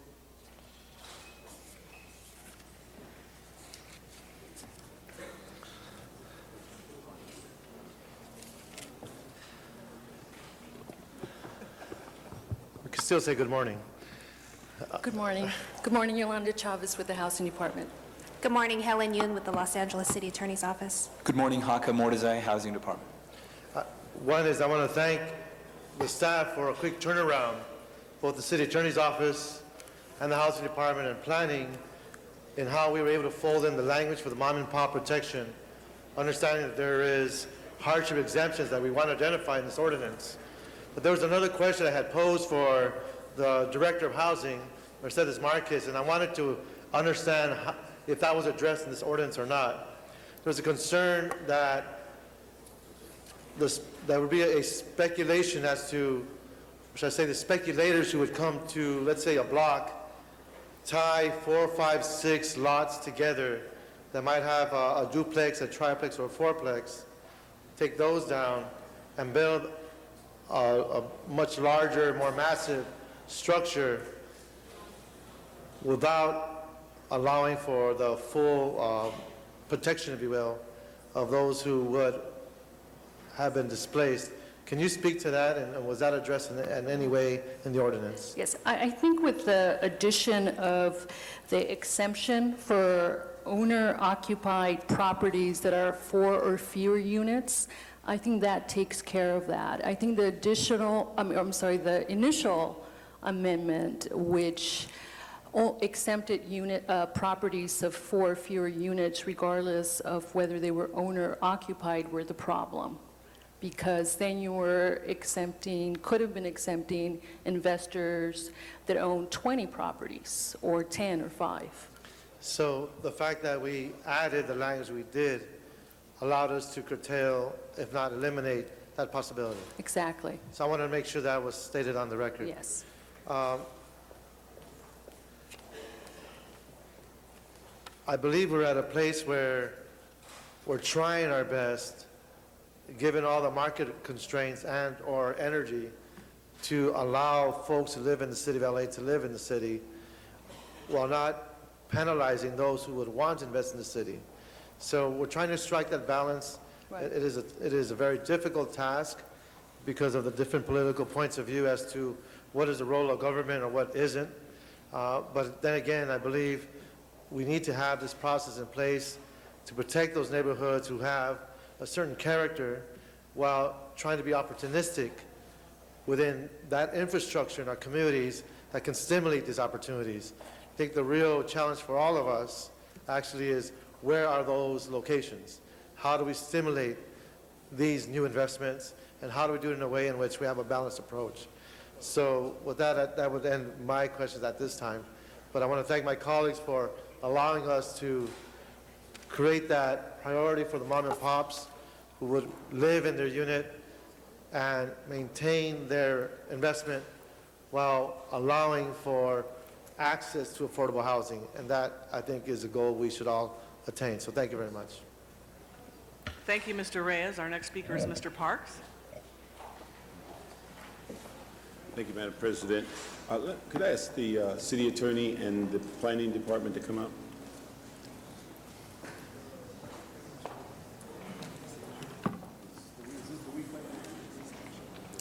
James Blumenfeld, City Planning. I was just going to ask, from the planning department's perspective, have you looked at the ordinance to see if your perceptions of whether how this may incentivize the construction of housing, or has that been evaluated at all by the housing department?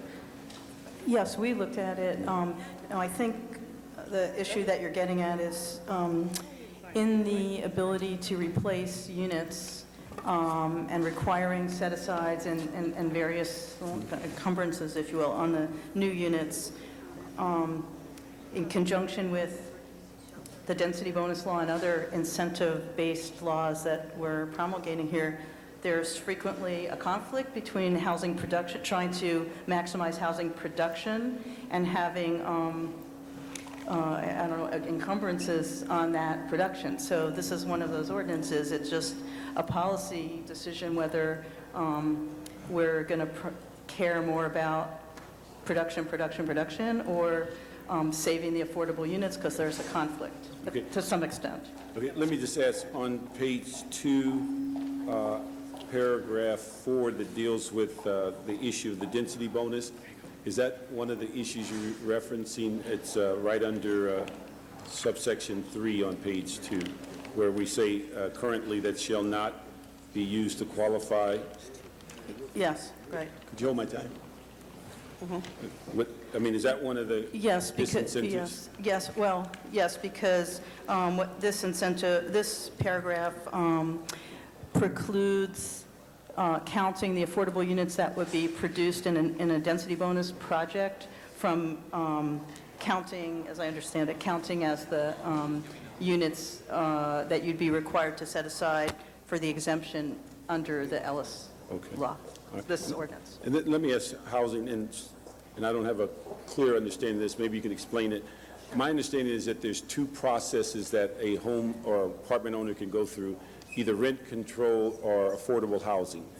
Now, at the outcome of either one, what would be is there a different handling of those two processes if they both chose to invoke Ellis and go out of the rental business and then rebuild? How are their two projects handled, and is it different?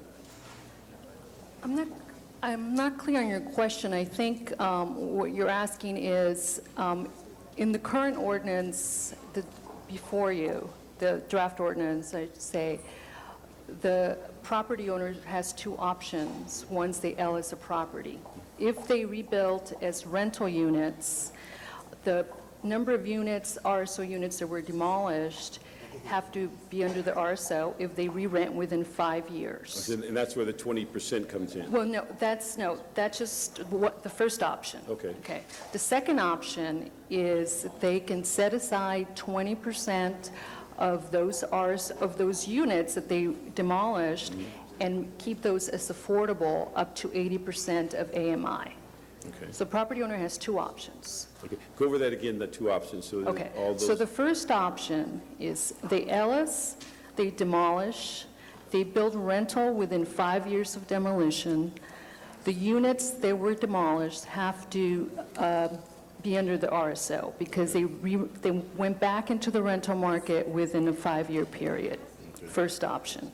Second option is they Ellis, demolish, they rebuild rental, and set aside 20% of the demolished units in the new building as affordable up to 80% of AMI Okay. rental. Let me ask the city attorney on one issue, and I think Ms. Reel mentioned this the other day, and I don't have the proper legal term, but she said there was a process that is available legally to where if we have a conflict in state law that you can go for, if not judicial review, some form of review that would save the city possibly attorney's fees if we use that as opposed to waiting to be sued. Is that an option that's available, or? I don't believe so. Was this with respect to an affirmation action that you're referring She to? made, I can't remember the term, but she used a term that said there was a process that you could go through as it related to not going to ask for, it was either going to the state attorney general for an opinion, or there was some other form of legal review that would allow the city to use without being put in a position to be impacted by legal fees if you were sued later. And so she gave that to us in a verbal conversation. I was wondering if she was going to do some more research to let us know if that was a viable option. Well, she did do the research, and she determined that we actually would not be authorized to ask for an attorney general's opinion. And, Okay, yeah, we would not as a city. It has to be, what, a state legislator? That is correct. But the other thing with that is that if there is, let's say the ordinance passes and that there is some kind of litigation that is pursued, the AG's office will cancel that assignment because Okay. there is pending litigation. Okay, so that deals with the state attorney general. Now, what about the other issue of judicial review or some form of review outside of a lawsuit? She did mention that there was something called a validation action. Okay. And with respect to that, I can read her notes here. There is a government code section which authorizes cities to bring validation actions. Who can bring it? States, you said? Cities. Cities, okay. Probably public municipalities, to bring validation actions to determine the validity of bonds, warrants, contracts, and other indicia of indebtedness. This particular ordinance does not fall within one of those categories, and as a result, we are also precluded from going forward with that type of validation action. Okay, thank you. Let me just ask a couple other issues, is that in looking at the whole issue of, and I think there's debate on both sides, what trumps what, Ellis versus Costa-Hawkins, is our view from the city attorney is the only way to resolve that is to complete the ordinance, be sued, and let the judicial process work, or are there other means of resolving that apparent conflict? At this point, it appears that being sued would be the only available option to determine that, because there are inconsistencies in both of those state statutes. Okay. You know, one thing I'd like, colleagues, is that we have a motion circulating around to look at page 2, paragraph 4, and just to remove the word "not" out of it, which may eliminate some of that inconsistency versus density, incentives versus what appears to be some impact as relates to rent stabilization and rent control. And so it would eliminate, I think, some of the confusion as to the position of the city. And so hopefully we can move on that motion, which would clarify some. And I want to thank Mr. Reyes on his verbal motion last meeting that added to paragraph 2 on page 1 that does provide that owner exemption for 4 units. And so that's something that I think is another enhancement.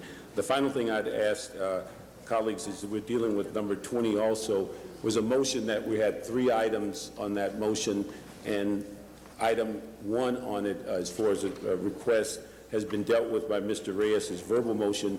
I'd ask that number 20 go back to committee to wait for those reports back from the city, from the requested CAO report on what the impact is on potential property tax, and then also the ask for the CLA to do that research as to the state, if there is a similar ordinance in the state, and then also to just add one verbal addition to number 2, is ask the housing department to give us a report back on whether they view any other issues that deal with incentives of new construction.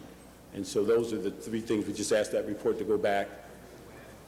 Planning, housing and planning for the incentive issue, and then the CAO for the impact on property tax, and then finally the CLA looking at whether there's similar statutes within the state of California. If we can do that as far as on 20, I appreciate it, and we can get that report back later. Is there a second? Thank you, Mr. Parks. Which not? Ms. Gruhl? Madam President, was there a second on that motion? Is there a second from Mr. Smith?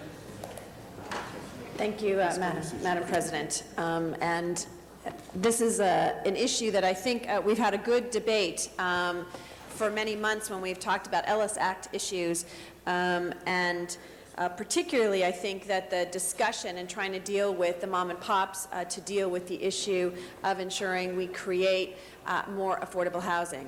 As we discussed yesterday when we were considering our budget and the Housing Trust Fund, and we looked at how do we deal with a crisis, and it is about supply and demand. It is the need for us to create more supply, and when we fought for the Measure H on the November ballot, one of the things I talked about as chair of Transportation Committee was the fact that if we don't create affordable housing in our communities here in Los Angeles, people will be buying outside of our city or renting outside of our city and having to drive through, which we never get any of the benefits. We only get all the problems associated with that.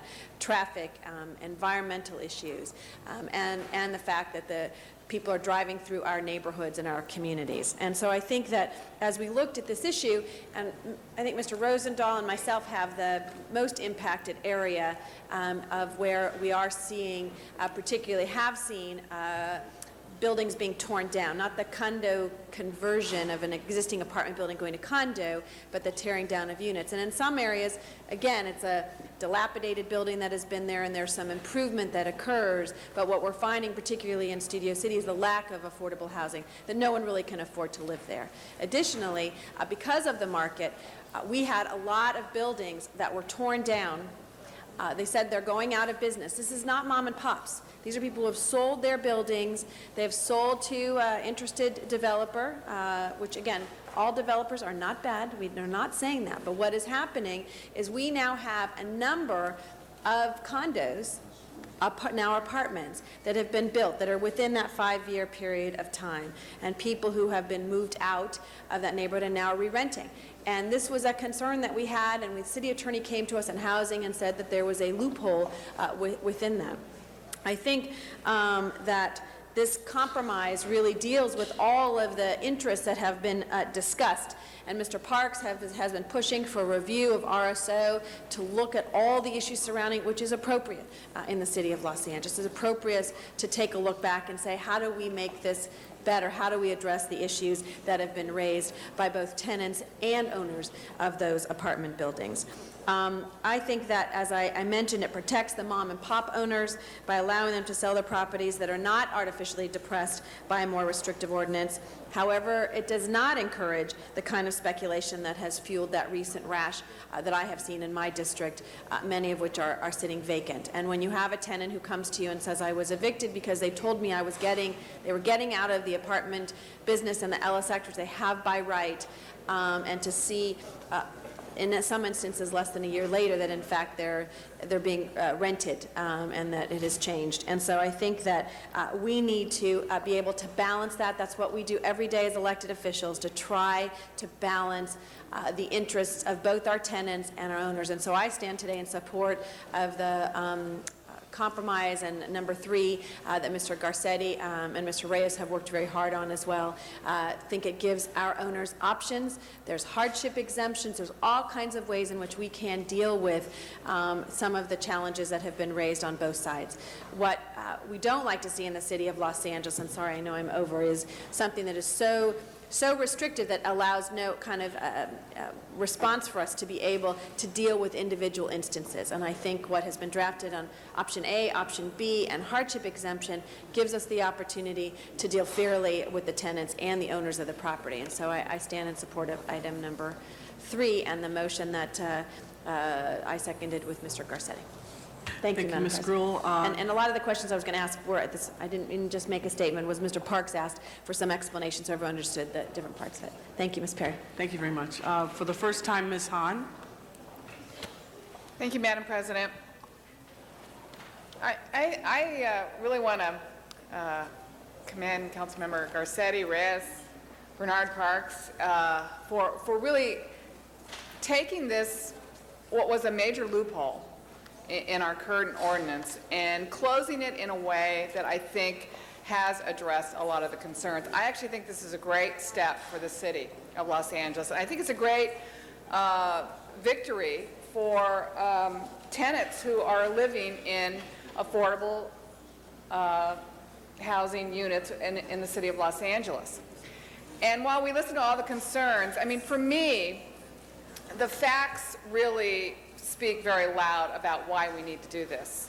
I mean, we are losing more affordable housing units in this city than we're able to, obviously, to build. In 2005, we were able to construct 1,000 units of affordable housing, but we lost 2,118 units. In 2006, we built 1,263 units of affordable housing, but 2,068 were demolished. And someone gave me the example of the rainforest. I mean, once the rainforest is gone, it's gone. We will never be able to have that resource again. And that's the way it is with affordable housing units. Once they're gone, they're gone. And we were losing ground in terms of providing that for our residents of Los Angeles. So I think this is a great opportunity. This is a great way to close this loophole. And this measure won't stop new development. I think it'll just make it so that it won't be the only option or the first choice of a developer in a way to make a profit. I think they'll think of something else to do because of that we've closed this loophole, and I appreciate that, and I think that's important for all of the residents of Los Angeles. I am proud of us as a city council for stepping up to the plate again and taking an issue which is problematic in the city of Los Angeles and doing something that I think is fair, it's reasonable, and it should be a huge relief to many people who are looking to us, looking to government to intervene when when the market-based approach doesn't work. They look to government to come in and step in and make sure that residents who live in Los Angeles have a future and can have places that they can afford to live. So thanks to all of you for crafting this. I think it's an important step for the city of Los Angeles today. Thank you, Ms. Han. For the first time, Mr. Rosendahl. Thank you, Madam President. I know we're tinkering around a little bit here, but let me understand the fraud issue. How are we going to resolve that? People who use, pretend that they have a relative or this or that and really aren't the ma and pa. I think what the ordinance would do is they'd have to prove that they're actually the owner of the property and that it has been owner occupied. And we know all of the RSO units, we know which units are owner occupied because they're exempted from the rent fee. So we already know that. So with this additional provision, they would have to prove that they are the owner, that they've owned the property for 3 years, and that they've lived there for 3 years.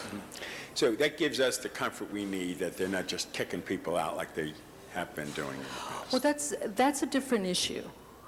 That's still a very, very challenging issue when a property owner says, I'm going to evict someone because I'm moving in a family member. It's still very challenging for us to be able to enforce that, unless we're going to doors and asking for proof of the family relation. Right now as I'm sitting here, I have 2 projects where the tenants are being thrown out and it's being converted to condos. I have it all the time in my district, more than any other district in the city. What can we do about that?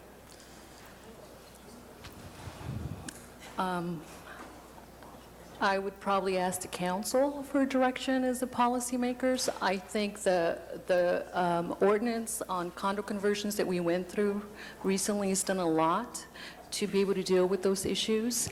We're working on additional provisions with the city attorney to ensure that if people are going to convert, to ensure that there's a way that people are paid the relocation so that it would make people really think about it, think about whether they're ready to convert and be able to put some money into an escrow account on relocation fees. So we're still working on some provisions that will strengthen those types of ordinances if you approve them.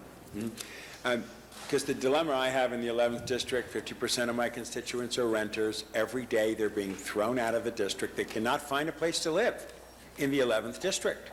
And this relocation, be it 10 grand, it's still a pittance. It doesn't solve the issue. When you wrestle with this, what advice do you give us in dealing with that challenge? Help us increase the supply of affordable housing. Well, that's what Prop H happened, and of course you need a 2/3 vote. It should have been a 55% vote. It's ridiculous. And so by 2 points, we lost $1 billion opportunity to create more housing. When I can tell you that we're working on several initiatives to help us leverage our money and to help us increase the supply of both rental and for sale housing. Yeah, well, we'll come back to this issue later, but I'm obviously supporting where we're going with this. Anything that gives tenants protection or gives them rights or gives them more money rather than the present situation, obviously I believe in. Thank you. Thank you very much, Mr. Rosendahl. Our next speaker for the first time is Mr. Zine. Thank you. Thank you, Madam President. You mentioned affordable housing. I don't think there's many places in the city of Los Angeles that we have affordable housing, which is a very sad situation. When you talk about affordable housing, building more units, where do we connect the infrastructure for that affordable housing? Where do we connect the roads that are already congested? Where do we connect the parks, the educational system, the hospitals? Where do we connect that with the affordable housing? Or is it just on an island by itself to pack people in a concentrated area where you have no quality of life, over-concentration, and you don't have the other components? Do we have a link up to say we're going to build affordable housing and we're going to have those other components so you have some quality of life versus people like a sardine in a can where you keep packing more in and not having the other aspects of any activity, quality of life. Are there any other components that are considered when we're talking about affordable housing or housing in general? I think the Housing Department and the Planning Department, we work on this all the time, and what we really focus on is smart growth, because you're right, it's not about packing people in, but increasing density where it makes sense, where there's the infrastructure to handle that density, near transportation, et cetera. So we do think about all of those issues. It's not just about increasing the supply without thinking about where it should go and where it makes sense. We're thinking, but are we actually putting something into place other than thinking about it? I represent the San Fernando Valley, the 101 freeway, the 405 freeway. The commute is now before 5 o'clock. Soon people aren't going to go home anymore. They're just going to stay at work and go home on the weekends at midnight because of the traffic. We had a meeting last night in the Valley. It took over 2 hours to get there because there was an incident on the freeway. Without an incident, it takes over an hour. But we think about it, but what are we doing actually to bring other components together? Because I feel for these motorists, and somehow people think that elected officials have helicopters and we get to skirt over everything. We're fighting traffic and we're as frustrated as everyone else. How do we put those other components, other than thinking about it, put something into play? We're actually working on it, and I'll have Jane respond, because the first step is revising all the community plans, and I think the Planning Department is very busy doing that. I think if you step back or up maybe more at the 30,000-foot level, one of the things we have to do, because in the city, the population is growing, and the population is growing because we're having kids, not Well, I'm done having immigration. mine. Okay, so you're doing your part. Thank you. But because that's occurring, and people are going to be here, more people are going to be here, and those kids that we have are going to become 16, they're going to drive cars. From the Planning Department's point of view, what we're trying to do is accommodate that growth in the smartest way possible. Recognizing that people are coming and going to drive cars, what we can do is focus the growth where we've invested in the transit. And we're doing, as Yolanda said, one of the really important things that you've all funded in the budget, and I imagine you did that because you saw the value of this, is to revise those community plans so that the infrastructure, not just the roads, but the other infrastructure, but particularly the roads, are linked to the decisions about where and how much there is growth, so that the new population, the kids we have that grow up, can at least have options.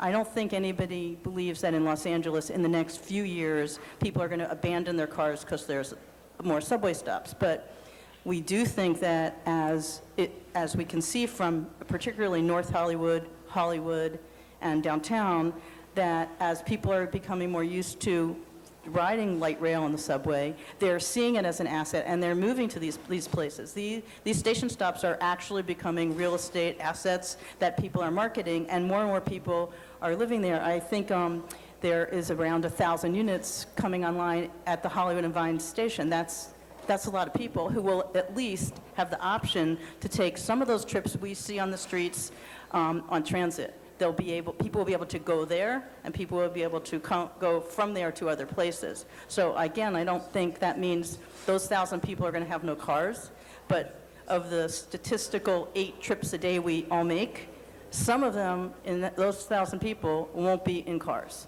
And that's where we have to go, and it's a culture change in Los Angeles. It's not, Manhattan people have not been used to these lifestyles, but you can see the marketing materials for the downtown, how they're positioning their buildings with regard to the transit. And that's where we have to do. And as for what we are doing actually, in addition to... Excuse me, Madam. We seem to have gotten far afield from the incorporating the Ellis Act provisions into this. I don't really know if she has. I think it's responsive to the question. We're talking about affordable housing. We're talking about this particular component.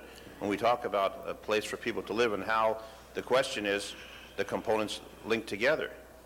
I don't want to cut you off. I understand where you're going with it, but if we look at our forefathers that came here before us, they decided the San Fernando Valley, the farmland, should be occupied with single-family residents, which they've done. And now that's all saturated. So now we're out of space. The other component I have is senior housing. We know there's an aging population.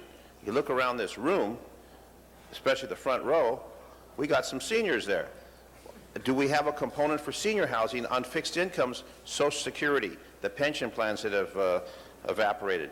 Are we including them? Because if you're looking at $2,000 a month for rent, which is not uncommon in certain areas of the city. People can't afford that on Social Security. Seniors can't afford it. Are we including the component where we have the senior housing population also, in addition to changing the lifestyle, where you're going to live close to work, hopefully use the subway, use the public transit? Because, you know, we were brought up, Angelinos, 16, you want a car, you want your freedom. That's how we were brought up, not like New York or other parts of the country. So that's a mental change, obviously. What about the senior component, if there is one? Tell you that the Affordable Housing Trust Fund actively finances the development of senior housing. But just to clarify, RSO units are not necessarily affordable. When we talk about affordable, we really are talking about a rent based on someone's income. Okay, and so you do keep in mind that every time someone leaves a unit that is under the RSO, moves out, that landlord brings that rent up to market. So when we talk about RSO, they may not be affordable to the folks living in them. And if you look at the west side, where it's popular to live on the west side, and the rents are much higher, and there's a vacancy and it goes higher, we keep building, and we keep on talking about affordability, but the way that the rules are, it starts out at this level, whatever the market rate is after these buildings are built, and then a few years later someone leaves, then it's going to be, you know, $1,500 more, or $3,000, or whatever the case may be. I mean, there's condos downtown selling for $1 million in downtown Los Angeles, which is out of the range of most people. Yet there are some individuals who are purchasing those. So when we talk about this, we talk about these ceilings and these floors when it comes to the ability to afford and still to put food on the table and clothes and maybe support a family. It seems we're short-sighted with it because it's the initial concept, whatever the market rate is, and then that market rate's going to keep going higher. At least that's what the past history is showing us. How do we balance that for the workers, the people who are clerks, the people who are waiters and waitresses, and the labor force that we have? Mr. Zine, after your next response. This will be my last question. You press your button again Thank if you you. want to I keep don't have any talking. questions. If you respond to that, please. Well, the only way to ensure affordability is by adding affordability restrictions to projects. And one way we do it is when we provide public financing. If we're able to provide public financing, we're able to restrict the rents to a certain income level. Under RSO units, that's not the case. These are privately owned. They did not have public financing when they were developed, so they're not restricted on income levels. Market rate. Right. Thank you. Thank you, Mr. Zine. Mr. Garcetti. Good, Mr. Reyes. I'll conclude. Mr. Reyes. Thank you, Madam President.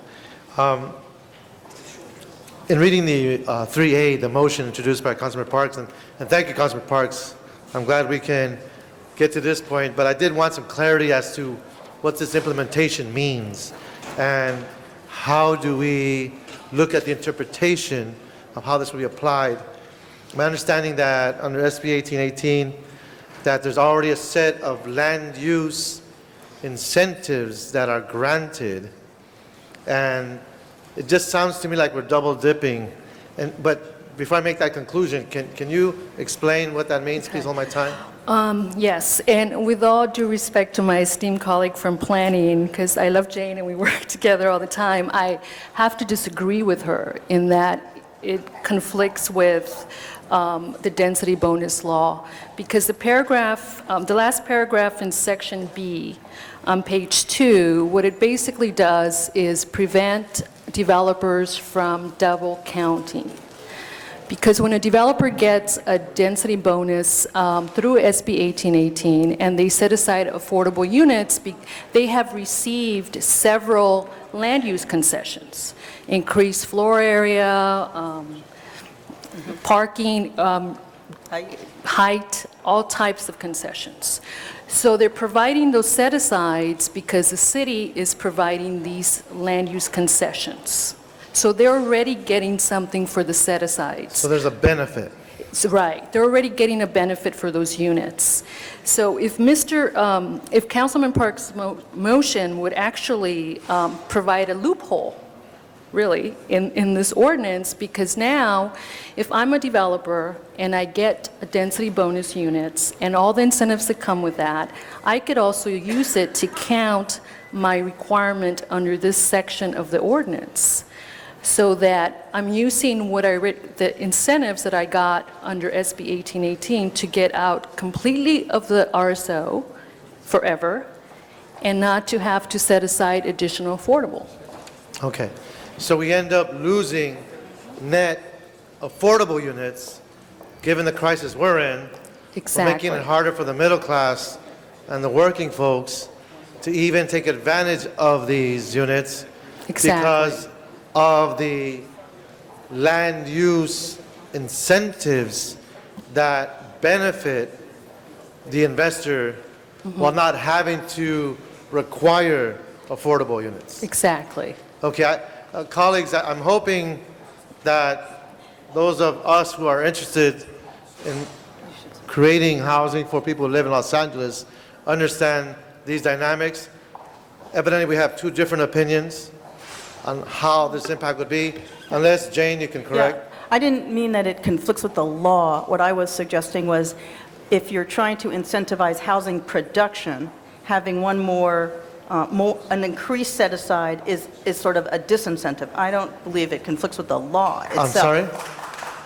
I said that counting the density bonus units in a density bonus project where you have taken down rent-controlled units, it doesn't conflict with the law. It just is an additional disincentive for housing production, so the goals are different, that's all. But then how do you look at the land use incentives? So you're saying you want to pile on the land use incentives along with dismissing the requirement No. for affordable units? I want to make sure I understand what you're saying. I'm simply saying that when you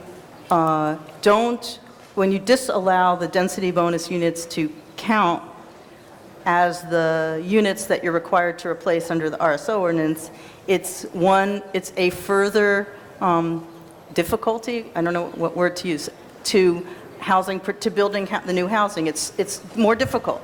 But that's all. That's all I was saying. That's a personal opinion. Well, Okay. it's actually not, and I have to disagree with that, because it's not more difficult, because the 20% set aside is just an option. So if someone gets the density bonus through SB 1818, they set aside those units, they decide that instead of doing the additional up to 20% set aside under this RSO requirement, that instead they'll keep the 5 or 6 units they demolish, whatever, under the RSOs, and they could rent those at market. So that is not a disincentive.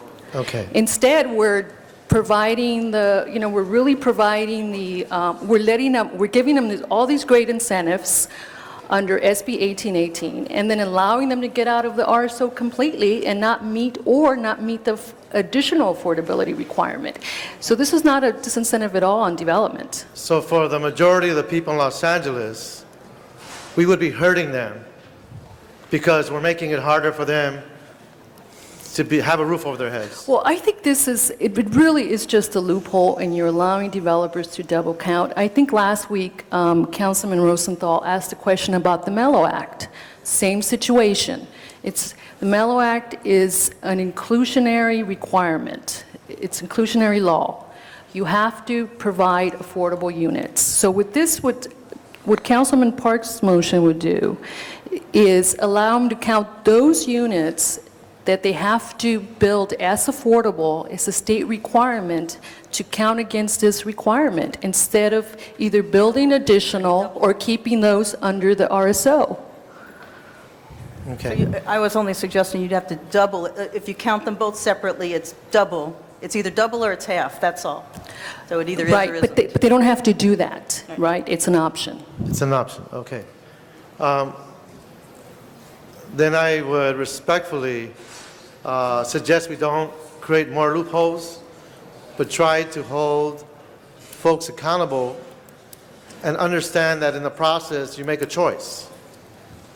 Either you take advantage of the SB 1818, but understand to separate the two would be a healthier way to move forward from a policy point of view. And before I end, There's item 3B, and Councilman Rosenthal touched on this for a second. It's enforcement. We understand that personnel will be needed. We need to be able to enforce it. Otherwise, these are just empty words. That's words in a book that can't be enforced. So item 3B attempts to add additional staff for the enforcement of what we're trying to do today. Otherwise, the breaking point for those folks who are already on edge and those who are trying to advocate are also will exacerbate that situation if we don't have the capacity to enforce. So I'd always also ask for a yes vote on 3B. And on 3A, I would just want to suggest that we close that loophole and not double dip. Thank you. Thank you, Mr. Reyes. Our next speaker will be Mr. Garcetti, followed by Mr. Parks for the second time. Thank you, Madam President. A few things on this. One, I believe that we had one misstatement in terms of the mechanism under option A, and it was a mistake that I made as well last time.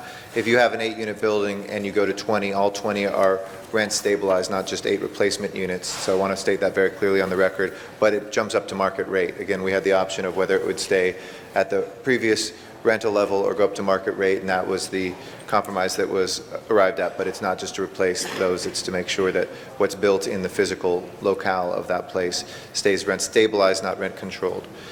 Secondly, I would like to add, there's been one concern on page 3 on the owner occupancy exemption. This is not a content change at all, colleagues, but to make clear, the sentence that begins, if the building has not yet been demolished, an owner may file an application for exemption from the RSO. There is a concern that some folks may file an application here and not actually demolish.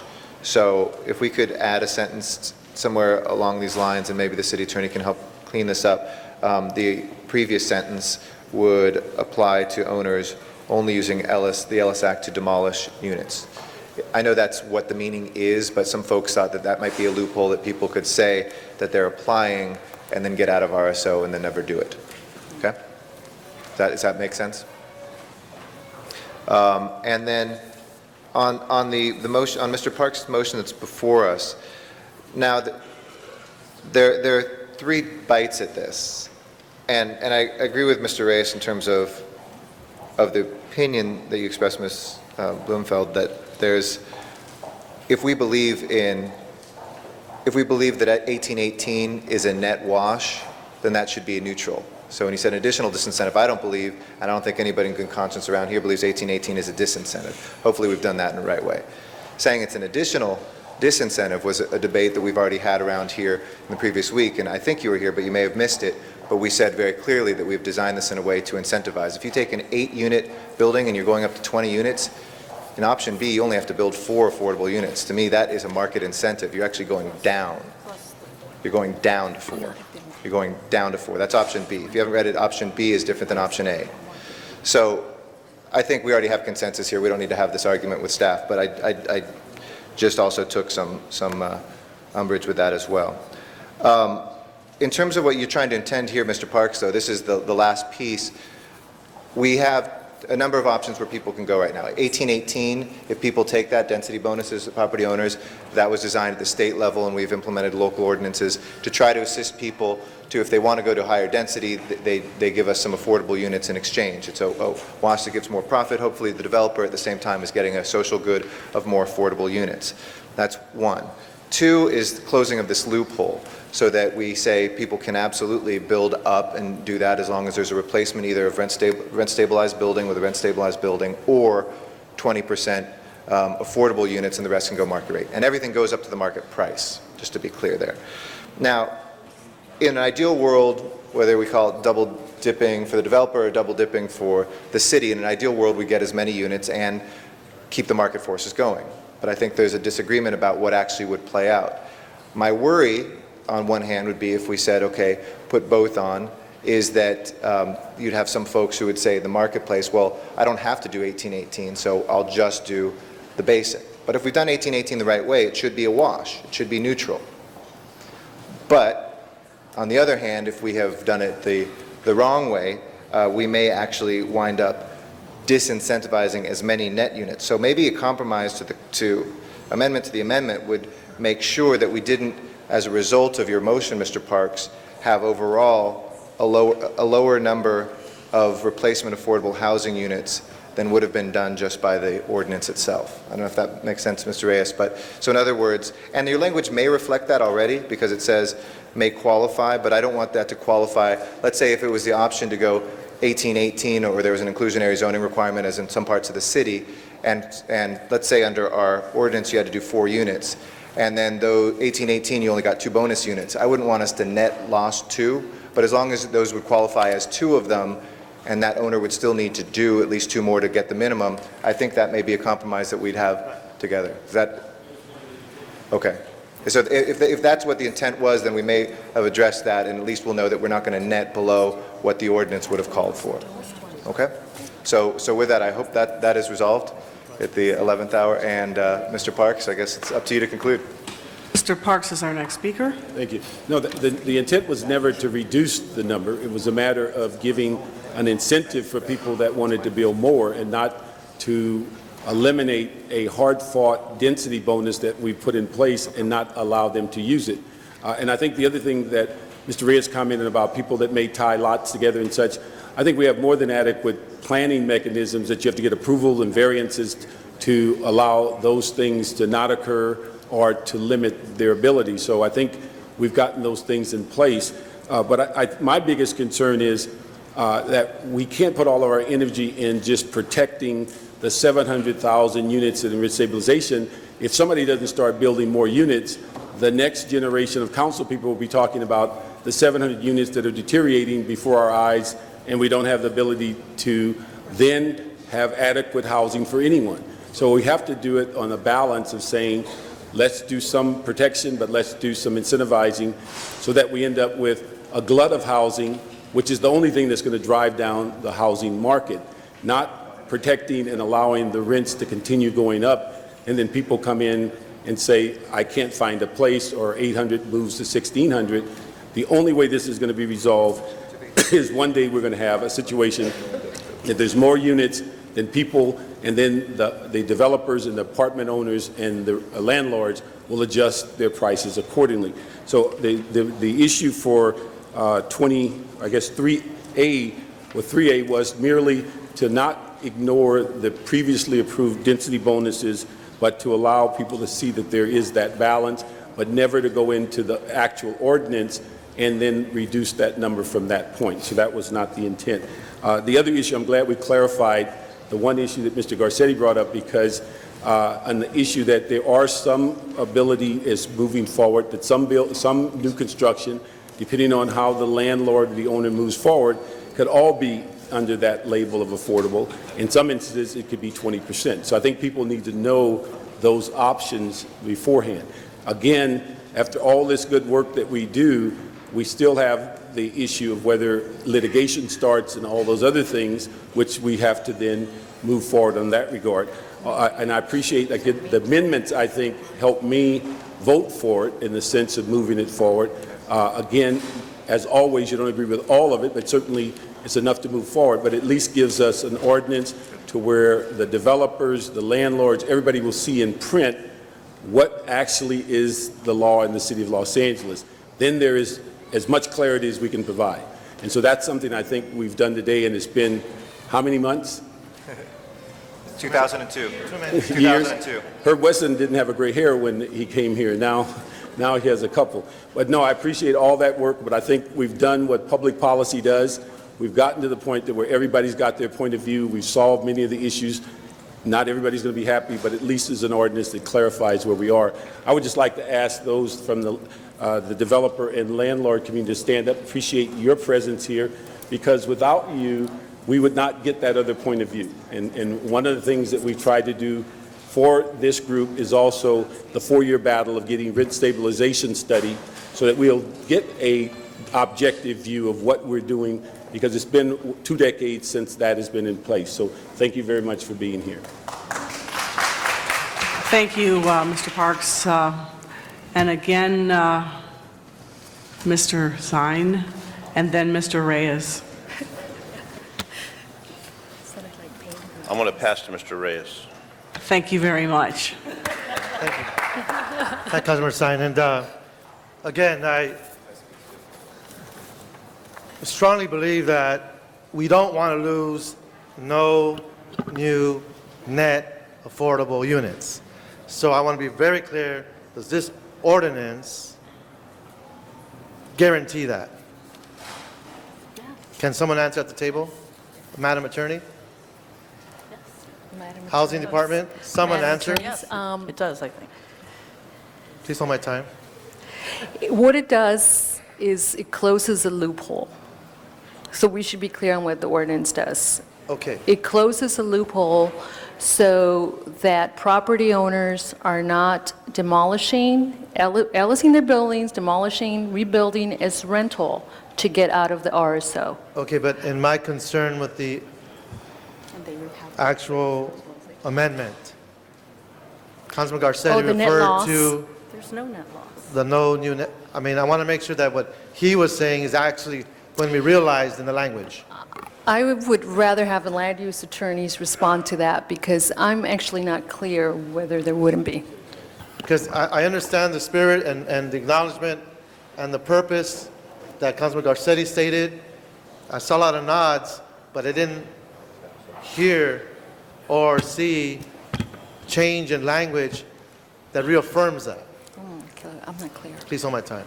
For the record, Sharon Cedar of Cardenas, City Attorney's Office. I've taken a look at the proposed amending language, and there's two different levels. Under density bonus law, you know, it's 5% or 10% or various other levels depending on what you're doing. Under the proposed Ellis Act amendments, it's 20%. So even if you counted those units, they would still have to add additional units to the density bonus or the Mellow Act requirement in order to get to the 20%. So you said should. I'm very particular about how we use our verbs. Is it will or should? Must? Must. Shall? No, it will, because you're saying, all you're saying is that they can use these units that are created under different programs to count towards the 20%. Right. But you're still going to get, under the RSO amendments, you're still going to get 20% of affordable units in order for them to be out of the rent levels. Okay, so that, thank you. I want to make sure that was stated for the record. Again, the beauty of creative tension is that it allows us to respond in a manner in which we try to do the best for everyone. So out of, can I say this? For the sake of balance, I'd like to ask those who came on the tenant side to stand up and demonstrate that both developers and tenants, you can't have one without the other. You can't have your resources and your profit margins without the tenants. But if you don't have the tenants, again, it's a relationship we need to stimulate. My issue here is, on a case-by-case basis, when I have families and children telling me they have to live in their car because they can't afford to live in the city anymore, is a real issue. And when I look at property owners who don't live in the city, out of the kindness of their heart, work within the law, and say, I must make my profit margin, I understand that. But we need to have a city that can be healthy, that can be business-friendly, and that can house the employees of those who have the means to invest in property. So for me, I see us trying to achieve that goal and that balance, and I thank you for your support.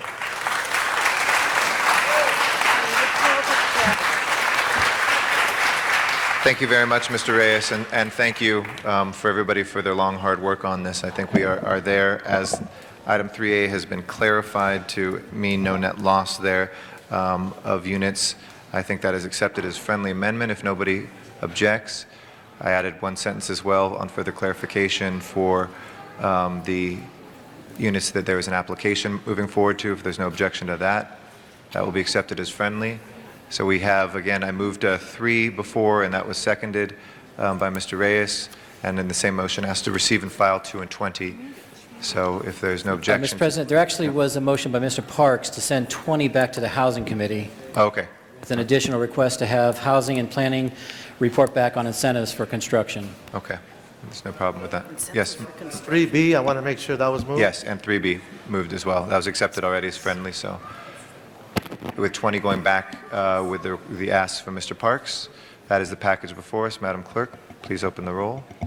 Please close the roll and tabulate the vote. 15 ayes. That is approved. Thank you very much.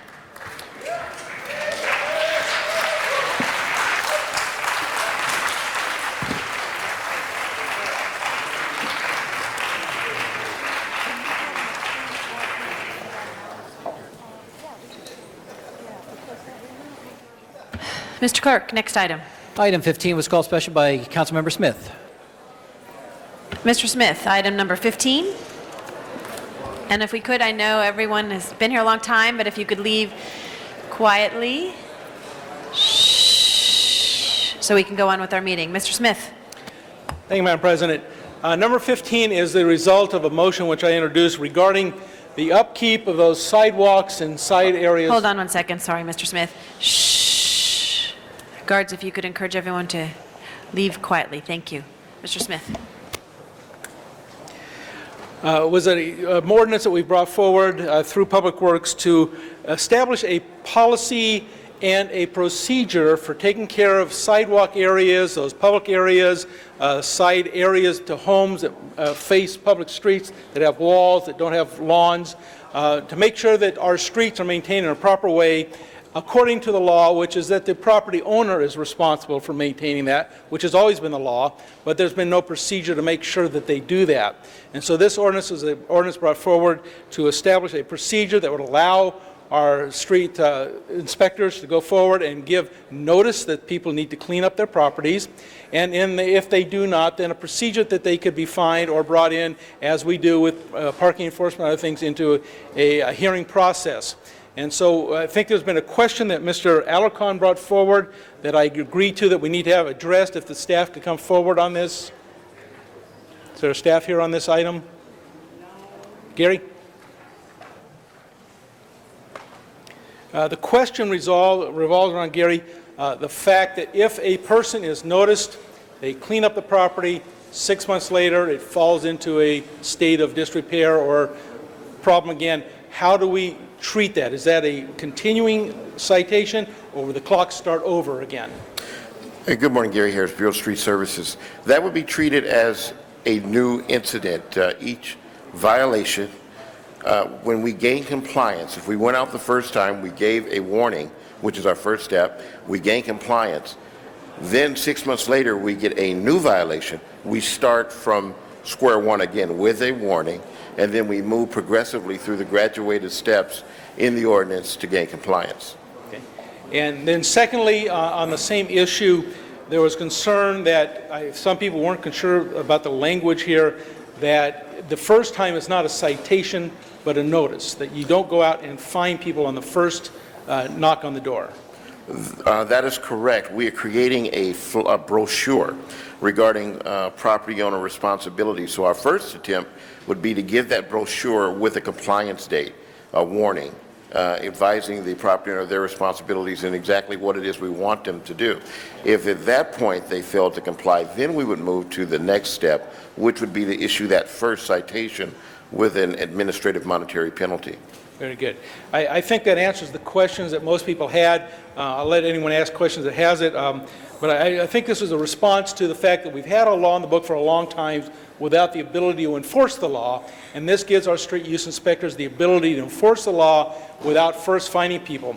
I once told somebody that my daughter moved to Anaheim a number of years ago, bought a house that they were going to build as a fix-upper, and began working on the house, but let the lawn go to weed, and an inspector knocked on the door and gave her a $50 ticket right on the site. I didn't want to be that extreme, but I did want a process that would at least allow you to represent the city's laws, and that was we want people to maintain their properties in a proper order, which doesn't diminish the look and feel of a neighborhood. And I think that's important, and that's what this ordinance is designed to do. So thank you very much. And before I get off, I have another few seconds left. I just want to congratulate Gary. In case you don't know, Gary Harris from the Bureau of Street Services was elected state president of the Inspectors Association. So congratulations, Gary, for your election. Thank you. Thank you, Mr. Smith. Mr. Zine, followed by Mr. Labange. Just a brief follow-up on that. The enforcement authority that the department has, that your investigators have, they can warn and warn and warn and warn and then cite, or is it warn and cite, a philosophy that they have to get compliance? Can you explain that? In this particular, with this violation, first of all, we view each type of violation differently. Flagrant violations like illegal dumping, we don't have a warning philosophy. For illegal dumping, we immediately use the legal remedies at our disposal, which are criminal prosecution for the misdemeanor violation of law. We consider this violation a more minor type of violation, and so in this instance, we use warning as our first step, and we attempt to gain compliance on these minor violations prior to using that criminal remedy if necessary. So each situation, they have the discretion, start with something and then end up with something else. If it's a flagrant, then they can go right for the arrest. Correct. Okay, thank you. Yeah. Mr. Labange. Thank you very much, Madam President. Mr. Harris, thank you. Use this tool effectively and safely. I was walking this morning on a street up Boulevard in Los Angeles, and there was a lot of juniper plants that were kind of high, which is really a violation of the law, because there should be nothing between the sidewalk and the curb, right? Right. So, and I don't want to be hostile towards anybody, and I understand their interest, but there was debris that gathered there that, and a hazard and things of this nature here for the visibility triangle at the intersection where you'd come to. So I just want to encourage you to do your job. How many inspectors do we have in the city? Right now we have 45. 45 members. We should have more than 45 because this is part of the quality of life component that we all would want. So I hope as we build through a linear public works support for public works inspectors. How many of you guys work in a task force mode where you may put the task force, where you let's say loan the Hollywood inspector to the Wilshire inspector and get together with the Southwest LA inspector, and 3 inspectors go through a region and try to have more of an effective push? We have a regular task force of about 21 people, which Good. is almost half of our staff that we put together to attack major issues. Good. Well, Mr. Harris, thank you so much, and thank you, Mr. Smith, for your leadership on this, Mr. Smith. Thank you. Mr. Rosendahl. Yeah, well, we thank you, Mr. Labange, for your leadership on it, too, and Mr. Smith. And as Chair of Public Works, obviously, we discussed this a couple of days ago. Again, take a deep breath and tell a person out there watching this who has a potential problem what the steps are we're going to do. And what would you define as out of compliance or an issue? Well, first of all, our main goal is compliance. So the first thing we're going to do is go out, talk to the individual. We're going to give them the information on what it is that they need to do to comply. Okay, and also, what do they do to be out of compliance? What are some of the things you see that are wrong? Well, we have a very particular problem in alleys, especially with overgrown vegetation.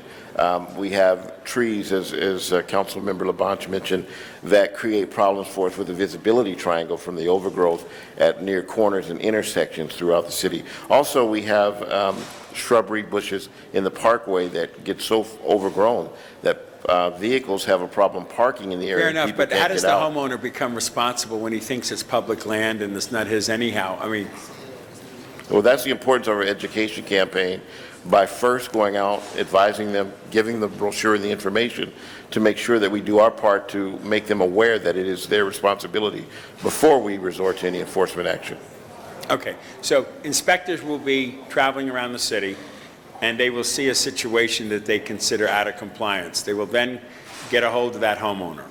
Correct. We get it by 2 ways, either by proactively, by our going out and looking at it, or through complaints that are brought to us through our complaint system.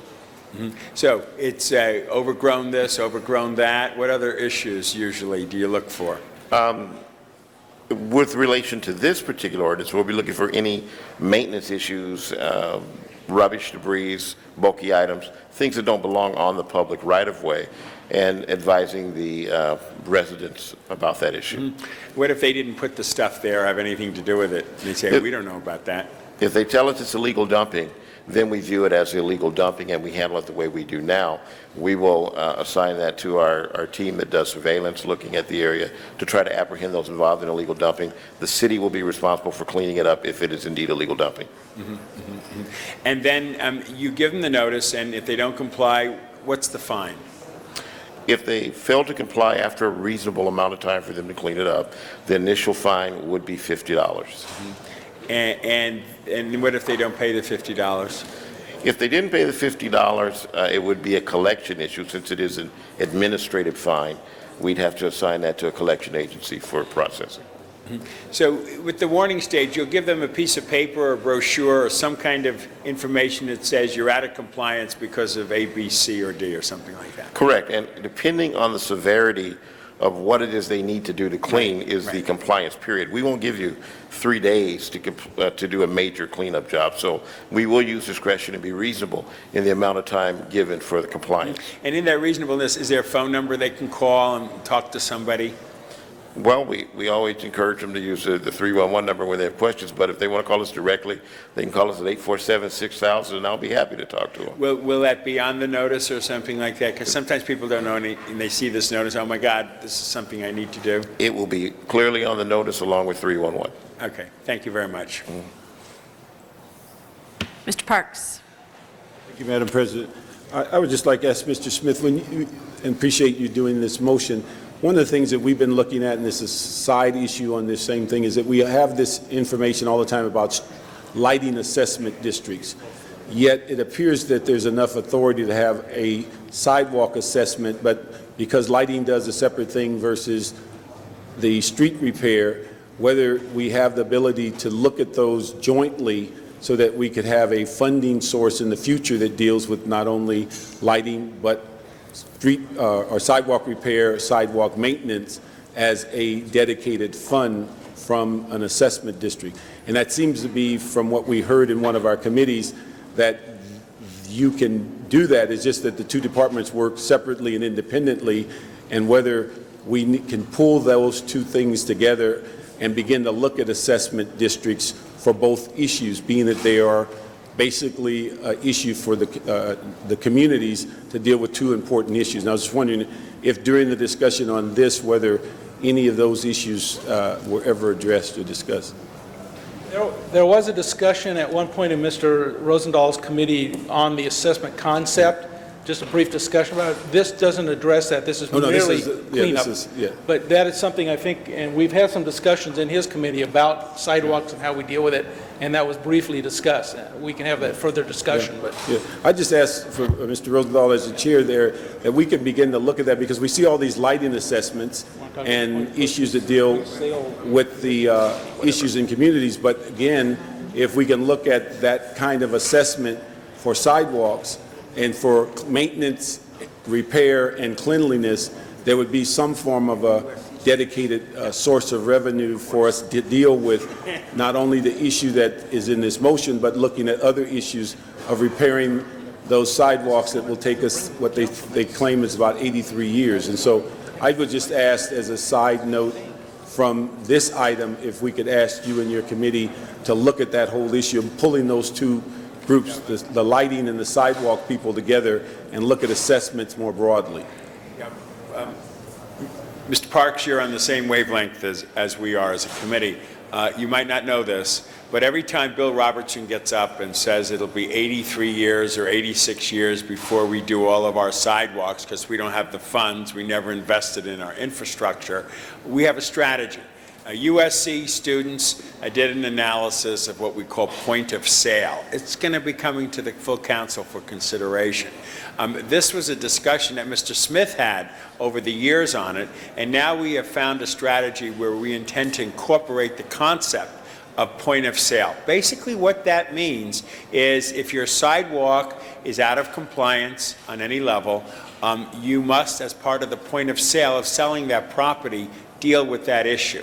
And we're in the process of getting the realtors and getting everybody engaged in this to make it happen. If we can do that, and we, the policymakers, make this kind of a law, we can actually clean up our sidewalk issue, some feel, within 10 to 15 years, totally clean it up. Because every time a person sells the property, that opportunity to look at it, if it needs to be done, gets looked at, and if it needs to be repaired, gets done. But we'll have a good discussion on that later. That's an option, and that we look at 50/50, we look at what the city repairs, we look at point of sale, but the whole issue of the assessment, we've looked at it for lighting, but we've not looked at it for sidewalks. It may just be another option that gives us an ability to make it 43 years instead of 86. Yeah, well, we like that option, and we're going to get it down so that you and I will be around and do it in the next 10 or 12 or 14 years here. Thank you. Thank you, Mr. Rosendahl, and thank you, Mr. Smith, for your leadership on this this issue, whether it be sidewalks or maintenance of the parkway and so forth. There's a lot of confusion by our constituencies to who's responsible, and those of us, when we walked precincts, talked to a lot of people who were very confused about that. And so the more information that we can get out there and the more that we can improve the quality of life. That ends the number of speakers. So thank you, Madam Clerk. Please open the roll on this item.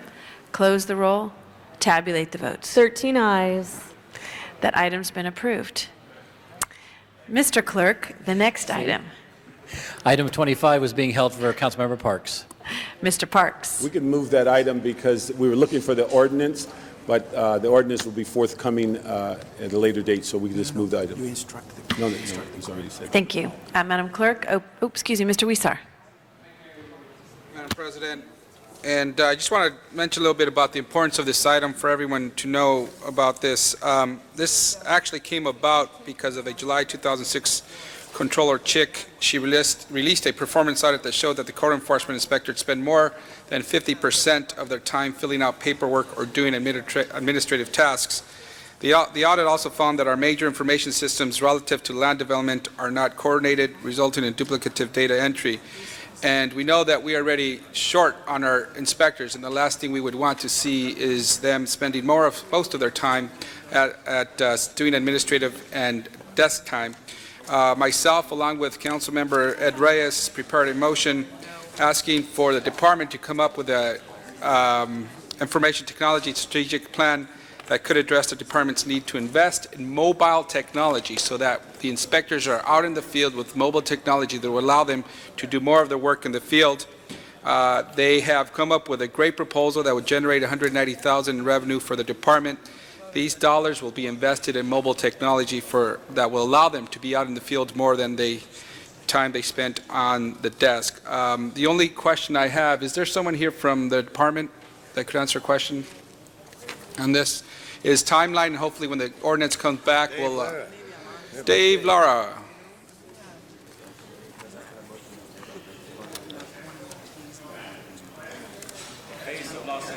The face of Los Angeles, says Mr. Cardenas. Oh, there you are. The controller's audit specifically calls for time-specific plans on addressing this. In terms of timing, we're going to get the ordinance back, but for implementation, what's the timing for this to take place? I think it's a crucial question because we know that sometimes we do some great things around here, but it takes a while to implement. So on this issue, what's the timing on the implementation? Yeah, let me address that in two parts. If you could introduce yourself. David Schnitker with the Department of Building and Safety. The first part is the CAO's recommendation, and part of this is that department will report back with a schedule, IT schedule for you within 30 days of the ordinance being passed. The second part of it is we have already begun a pilot project for the mobile devices for our new construction inspectors. And with the passing of this ordinance and providing a funding source for our code enforcement activities, we'll be able to extend that same concept to our code enforcement personnel as well. And we expect that could be started as early as this summer. given if the ordinance passes. So this summer is just quickly we can get this to. And thank you. Oftentimes we hear a response that there's not enough money to do things. Here you got creative and found a way to extend the surcharge you were charging to make it more flexible, to allow you to use those monies more flexible in a more flexible manner. And you got very creative in making this possible. So thank you for your creativity and for your attention to this issue. And we look forward to the ordinance. Thank you so much. Thank you, Councilman. Mr. Labange. Thank you. Just to follow up, Mr. Weezer, that's exactly what we need to do with building and safety, to give them the technology to serve the people better. So we support you 1,000%. Thank you for your leadership in this effort. Thank you, Madam President. Thank you, Building and Safety. Push, push, push. Information is knowledge is power, and make sure you help the people that make Los Angeles safe. Thank you. Thank you, Mr. Labange. This item is now before us. Madam Clerk, open the roll, close the roll, tabulate the votes. 13 ayes. That item has been approved. Next item. Item 28, called special for cards from the public.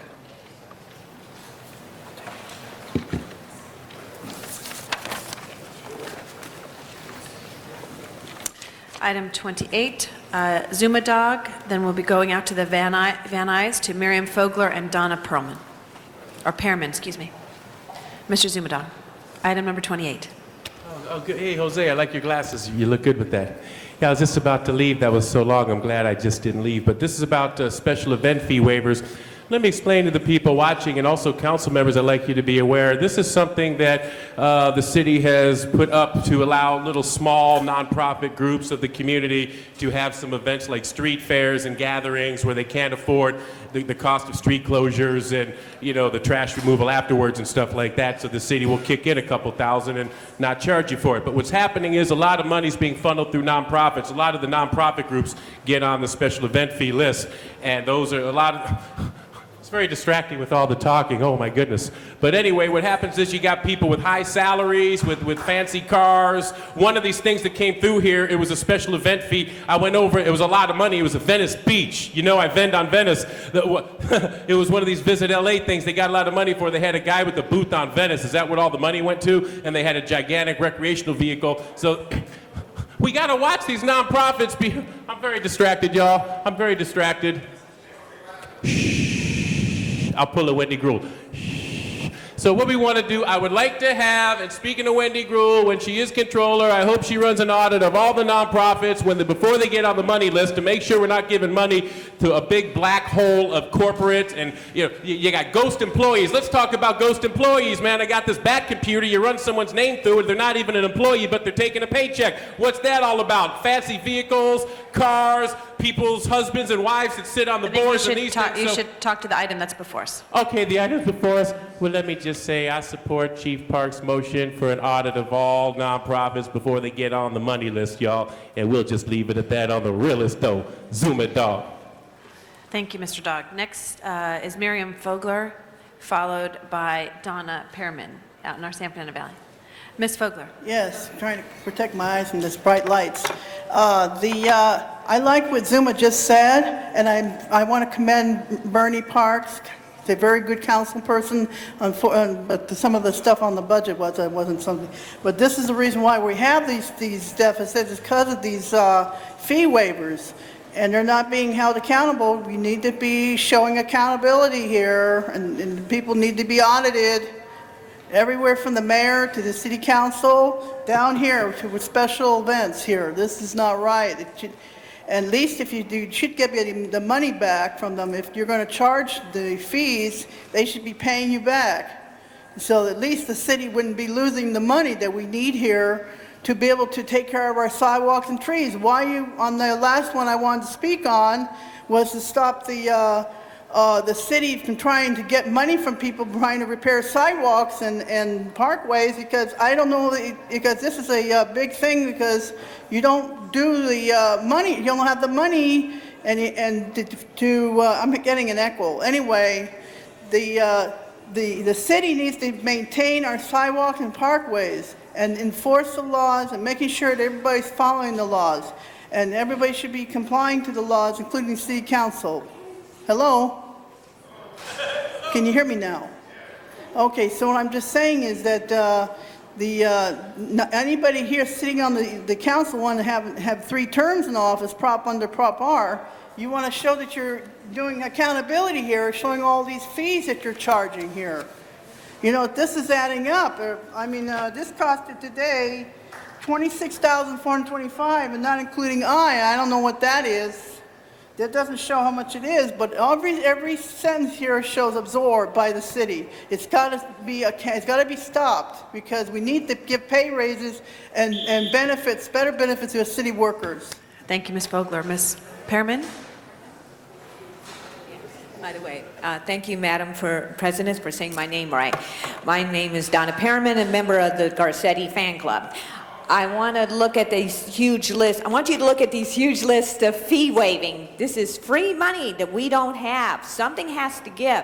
City doesn't have enough money to take care of itself.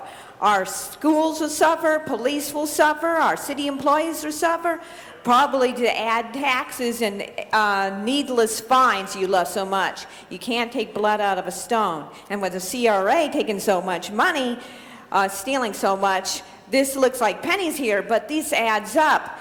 You can't just rubber stamp it. Close the roll, tabulate the vote, 15 ayes. This is a lot of money that we don't have. So you can't just look through it and waving this and waving that, and just like Zuma Dog said, oh, by the way, hi, Zuma Dog, you can't just let all these nonprofit organizations get free advance. Usually these big, big events that, please look at this clearly. Thank you. Thank you.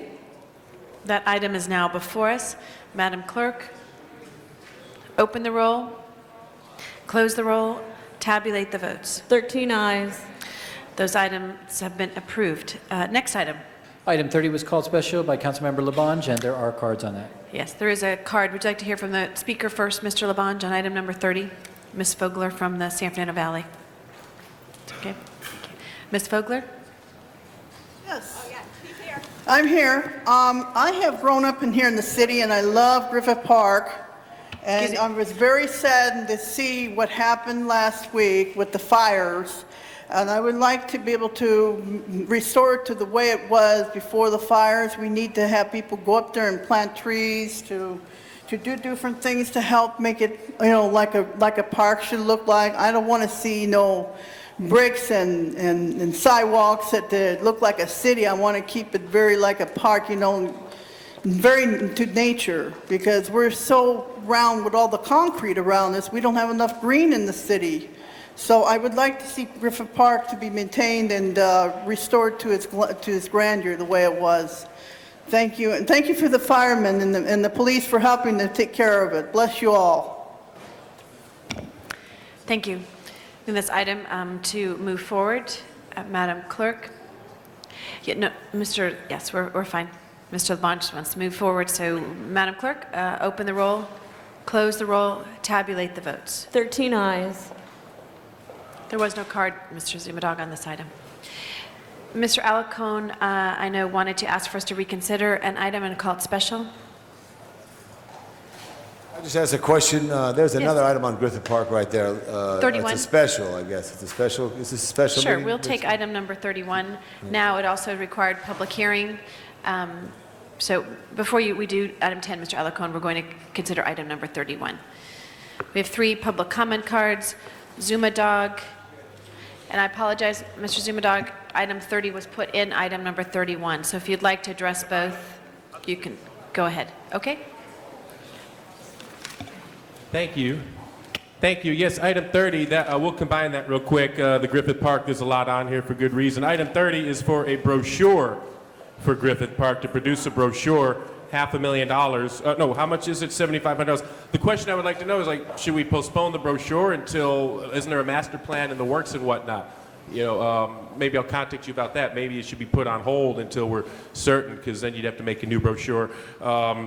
Okay, now, public amenities improvement for the public transit, patrons, residents, and businesses. Yeah, there was the fire at Griffith Park. I know one thing that the fire department's concerned about are the service roads. Not so much the road that leads into the Griffith Park itself, but That's not going to be good for emergency services. It's too narrow. The fire department, they like to request emergency services of the fire roads for all the brush to be cleared. That's going to be something that's important. And also, there is concern, yikes, dicey topic. I hate to bring this up. I'm just going to say at one time, there is concern that some Griffith Park expansion amenities will be factored in under these emergency services to try to bamboozle a curveball past everybody. Thank you. Thank you. Ms. Fogler, out in our Van Nuys office. Yeah, I want to say that, like I said, I want to keep the park the way it is. I mean, it's a beautiful place, and I want to keep it, to cherish it for generations to come. I have a lovely daughter that's 13 and a half, and I want her to be able to have it for her and her children and my generation. So I don't want to have, building going up there. Just to make it very nice, very beautiful park, keep it the way it is, and we can bring in nice, beautiful trees, and we can make it real green, nice grass, and bring, have picnic tables like we always did up there and everything. And the trails for the horses also need to be restored. Thank you. Thank you. This item is now before us. Madam Clerk, open the roll, close the roll, tabulate the votes. 13 ayes. Since we have our last item that is related to Griffith Park, and then we'll go to the reconsideration, could we, no, we haven't gone to the special agenda yet? Not yet, Madam President. Okay, can we call this? Okay, looks like we're having some discussion before we go into the special meeting. If it's okay with you, Mr. Labange, Mr. Alarcon wanted to ask us to reconsider item number 10. Madam Clerk, we could open the roll on the reconsideration on item number 10, close the roll, tabulate the votes. 13 ayes. That item is now before us. Mr. Alarcon? Yes, members, if we could have DWP staff step forward. I just wanted to gain the assurance that the cause of this capital outlay, which I fully support, by the way, I think we have to reinvest in our infrastructure at DWP at both the power and the water side. But I also want to make sure that the ratepayers know what's coming. So I understand the intent is to borrow $600 million as part of a total $2.1 billion package. Is that not correct? You said it's part of a $2.1 billion. My name is Ron Vasquez. I'm Chief Financial Officer of the department. I didn't hear your question, Councilman. Oh, I was saying that the current action is seeking to borrow $600 million. Yes. And that's part of a $2.1 billion package, correct? Yes, it is. And the rate increase, which was intended to fund these efforts, was 2.75, was passed in 2006 for 2 years only, correct? Yes, that's correct. Okay, so is the total amount of that rate increase going to cover the $2.1 billion? That was incorporated in our estimate last year that was approved by the board and your council. Yes. So you're saying that the 2.75 will cover the cost of the $2.1 billion, and that there won't be a need to come back for more after the 2 years? Because this is a 10-year capital outlay program? Right. The 2.75% for 2 years that was approved last year was to cover the last fiscal year and the upcoming fiscal year. And it was based on our financial forecast at the time our budget was passed last year. We are currently in the midst of budget negotiations or review with our board. We have not presented them with an updated financial plan as of yet, and plan to do that sometime next week. So does that mean you're going to be asking for more? Incorporated in the forecast for last year were the 2.75% rate increases for the current fiscal year and next fiscal year, as well as 3.7% rate increases for fiscal years 2008, 2009, 2009, 2010, and 2010-11. So that was our financial forecast last year was the 2.75 for 2 years and 3.7% for 3 years. Okay, so the 2.75%, which ends November 2008, will the ratepayers see a decrease? From the 2.75%? Yes. No, they will not see a decrease from what the rate increase was approved by the council. Okay. The 2.75 increase ends in November of 2008. So why wouldn't they see a decrease? The 2.75% rate increases that were approved by the council last year are not for limited periods of time. Oh, so it's an ongoing? Yes. Okay. So based on all of the rate increases that have been approved by the mayor and council, you project that the $2.1 billion project will be fully funded? Based on our projections last year, it would be fully funded with the 2.75%. What are your projections right now? For 2 years and the 3.7% increases for 3 years. We have not completed our financial projections to support our budget, which is not, and we have not reviewed it with our board and plan to do so next week. Okay, I guess the bottom line is that the ratepayers continue to bear the burden of these costs, and yet they're not getting the benefit of long-term picture here. And it concerns me that we are continuing to borrow, and yet there's no end in sight in terms of the rates.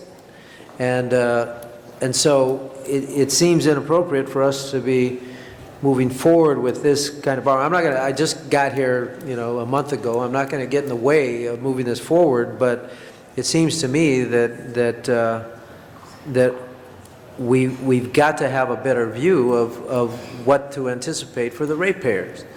So you're telling me that you cannot say that there won't be a request for an increase in the next 2 years? That is right.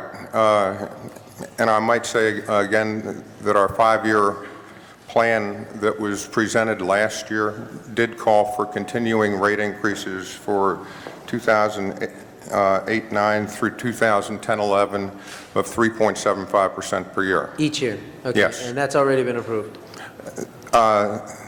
That was just for informational purposes presented to our board. The only thing that has been officially approved was the 2.75% for the current year and 2.75% for next year. Okay, so then the council can anticipate each year having to approve somewhere in the nature of 3.75 a year in rate increases?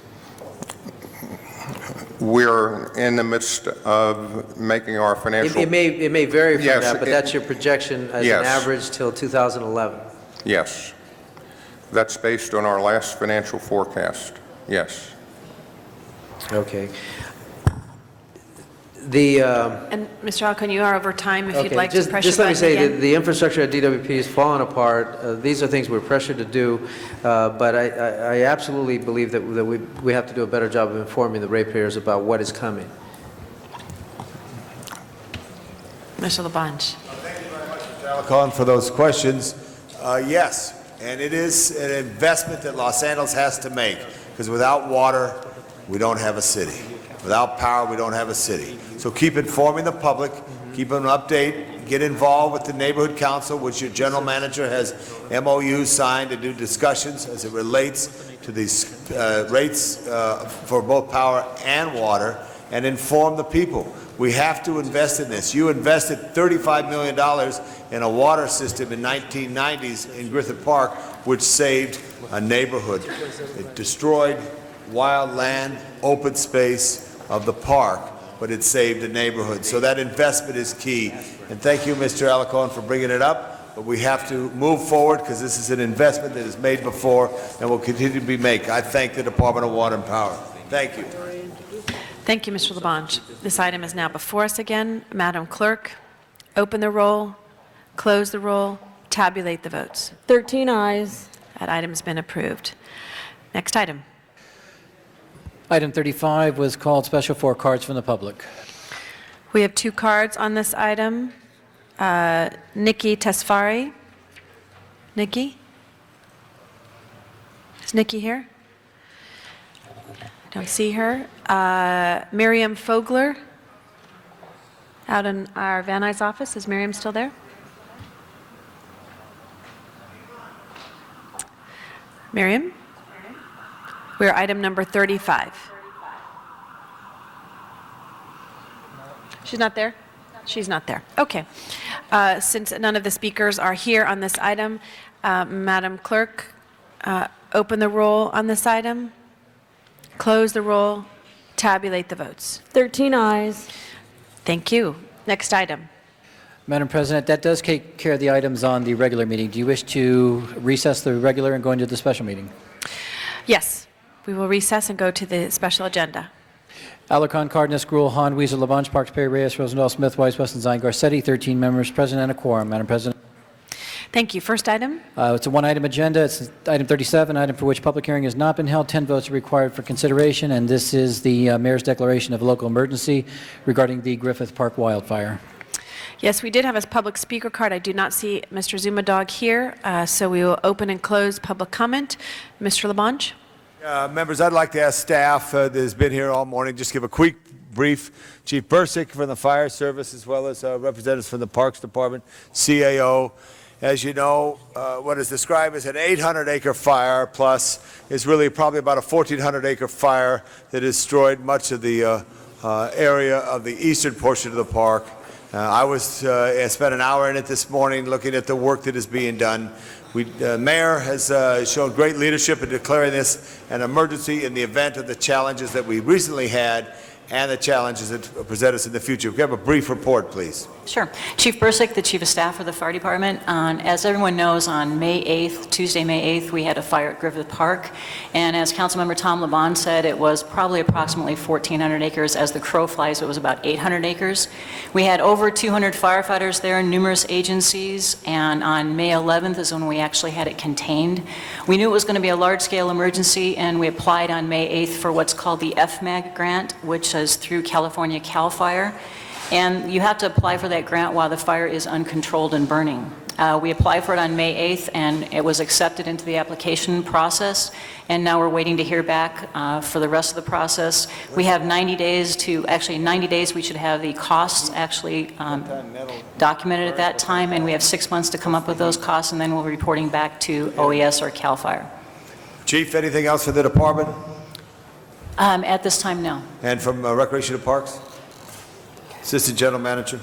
Regina Adams, Recreation and Parks. We are currently doing our daily, hourly, an assessment of the park and the situation, and especially of the upcoming holiday weekend, to assess any additional areas that may be possible to be reopened to the public. So we are still doing that assessment, and of course working with the CAO and the fire department as far as anything that they need from us as far as for the declaration. Right, I picked this up here, Mr. Rosendahl. This is a bottle that burned up there in Dante's View. Probably could sell it on Venice Beach for as a vendor, you know, exactly. But what we have here is a tremendous challenge ahead. We're going to do the right thing. Recreation and Parks, under the direction of the mayor, has organized a task force to work to make the proper steps. And I would tell you, my guess, that it will take 20 years before the park returns to what it was. It was a very hard burn, and the challenges that are there. What I do want Recreation Parks to do is, where it's safe, open it back up to the public, because the public wants their park back. Where it's safe, open it up to the equestrians, the horses want to ride again. They've been tied up. They want to ride again where it's safe. And also, if you could check with the Tournament of Roses to see if we could rent railing near so we could open up the merry-go-round. The merry-go-round, again, was saved by Engine 38 from Wilmington as they stood between there along with 15s from South Los Angeles. And I like to get it open when it's safe to bring people back into the park. We have banned, but it's not, Mr. City Attorney, would you know on the emergency order to ban barbecuing? We have an ordinance drafted. I don't know if you've brought that back to us yet. We're counting on you, Mr. City Attorney. I won't disappoint you, Mr. Labange. Okay, because we need that. Maybe even have it, if there's an emergency one, because Memorial Day weekend is like the kickoff of summer fun. And it's not just Griffith Park, but other large parks that are in hillside areas, such as O'Melveny Park, Hanson Dam, Elysian, would need this kind of protection as well. Thank you all very much, staff from the city departments. Work closely with you. Thank you very much for the presentation. Madam Clerk, open the roll on this item, close the roll, tabulate the votes. 12 ayes. That item's been approved. Next item. And we'll go forthwith. Madam President, do you wish to adjourn the special meeting? We will adjourn the special meeting, go back to our regular meeting. Council has motions for posting and referral. They will be posted and referred. Excuses on the desk. Councilmember Hahn requests to be excused to arrive at 10:45 on May 23rd for city business. A motion is required. Mr. Parks moved, Mr. Alarcon seconds. Councilmember Gruhl requests to be excused Friday, June 29th for city business. A motion is required. Mr. Reyes moves and Mr. Zine seconds. Councilmember Reyes requests to be excused Wednesday, June 6th for city business. That meets council policy. All right, Mr. Rosendahl agrees to move, and Mr. Smith seconds. Councilmember Rosendahl requests to be excused for the meetings of July 13th, 17th, 18th, and 20th for city business. Meets council policy. We're having so much fun together. Mr. Zine moves, and Mr. Reyes seconds that. Councilmember Perry requests to be excused to arrive at 11 o'clock for the meetings of June 8th, 12th, and 20th, and for the entire meeting of Tuesday, June 26th. All for city business, meets council policy. Okay. Ms. Hahn moves and Mr. Labange seconds. And finally, Mr. Garcetti requests to be excused to leave at 11:30 on Wednesday, May 30th, and to leave at 11:15 on Tuesday, June 15th. All for city business, and it does meet council policy. Oh, so he does not need our approval. Okay. And that does clear the desk. That clears the desk. Do we have announcements today, colleagues? Any announcements? Mr. Parks. President, we have an announcement of the Council District 8 Youth Council will have their annual energy fair on Saturday, May 26, 9:30 to 3 p.m. at the Jesse Brewer Park at the corner of Vermont and Exposition. Thank you. Any other announcements? Do we have adjourning motions? Yes, we do. If we could please ask everyone to rise.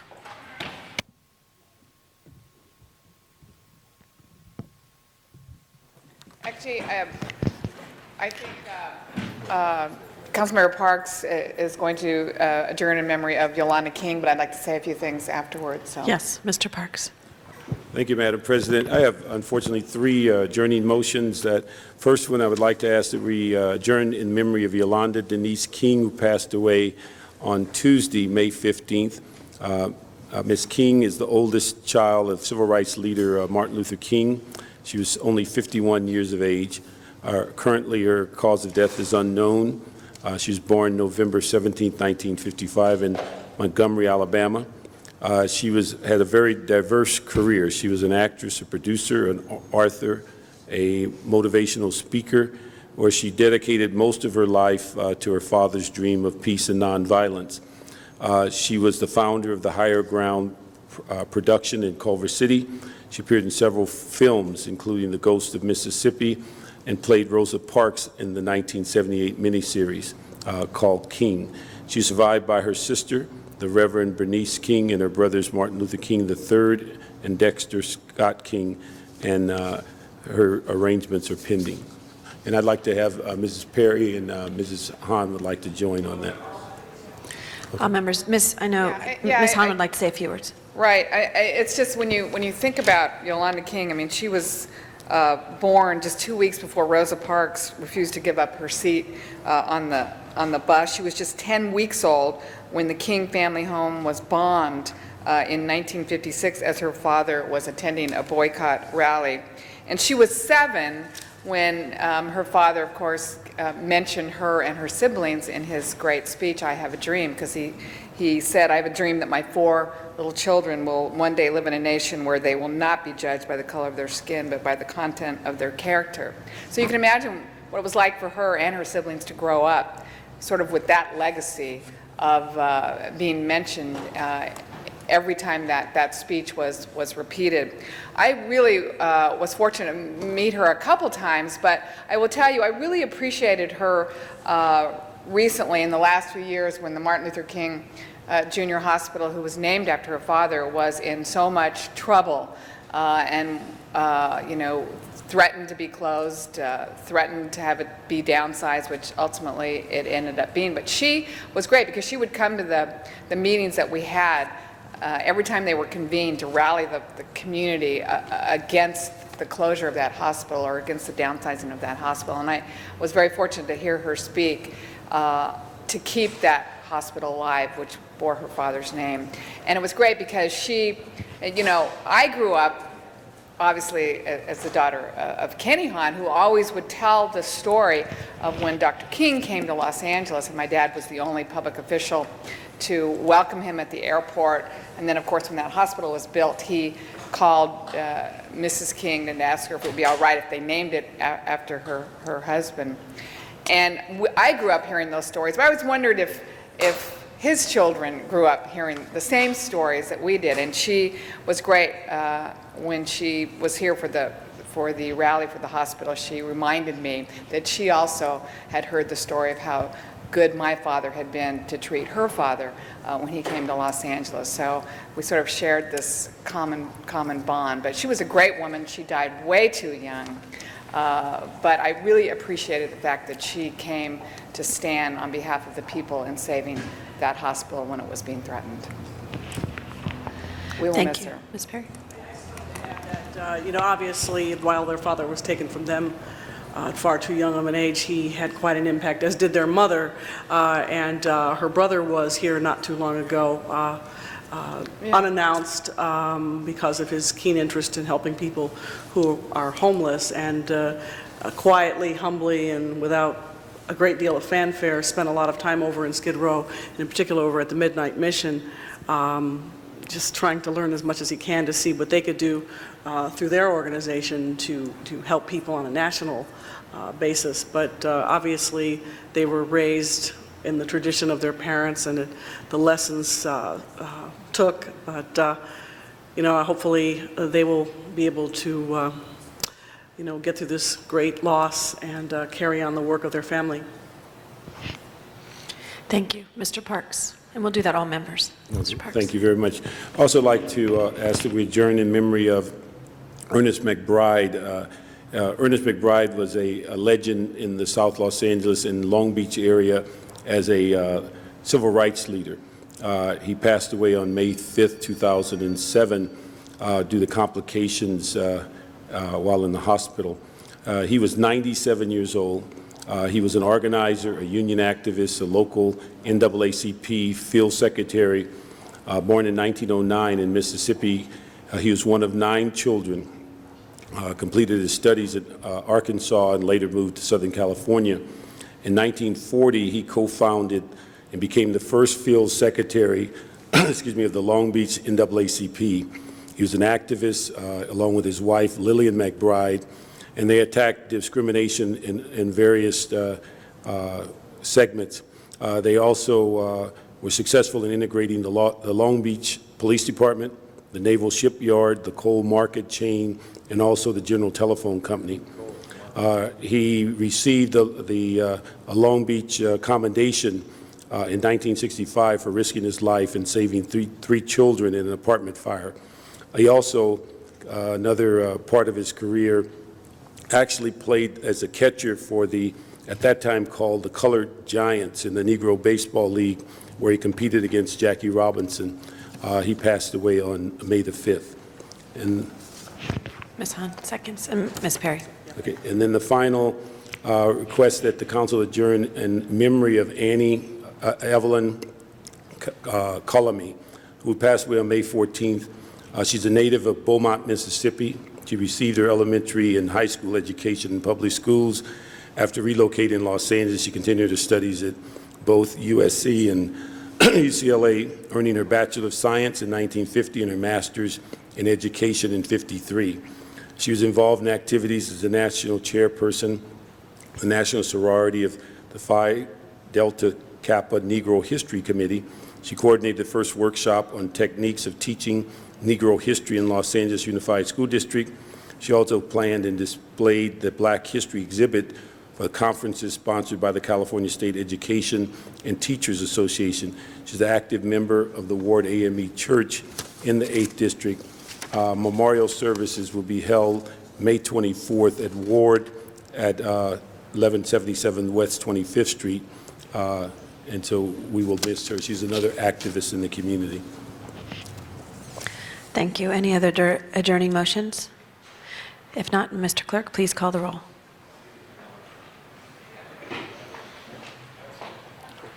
Meeting's now adjourned. Thank you.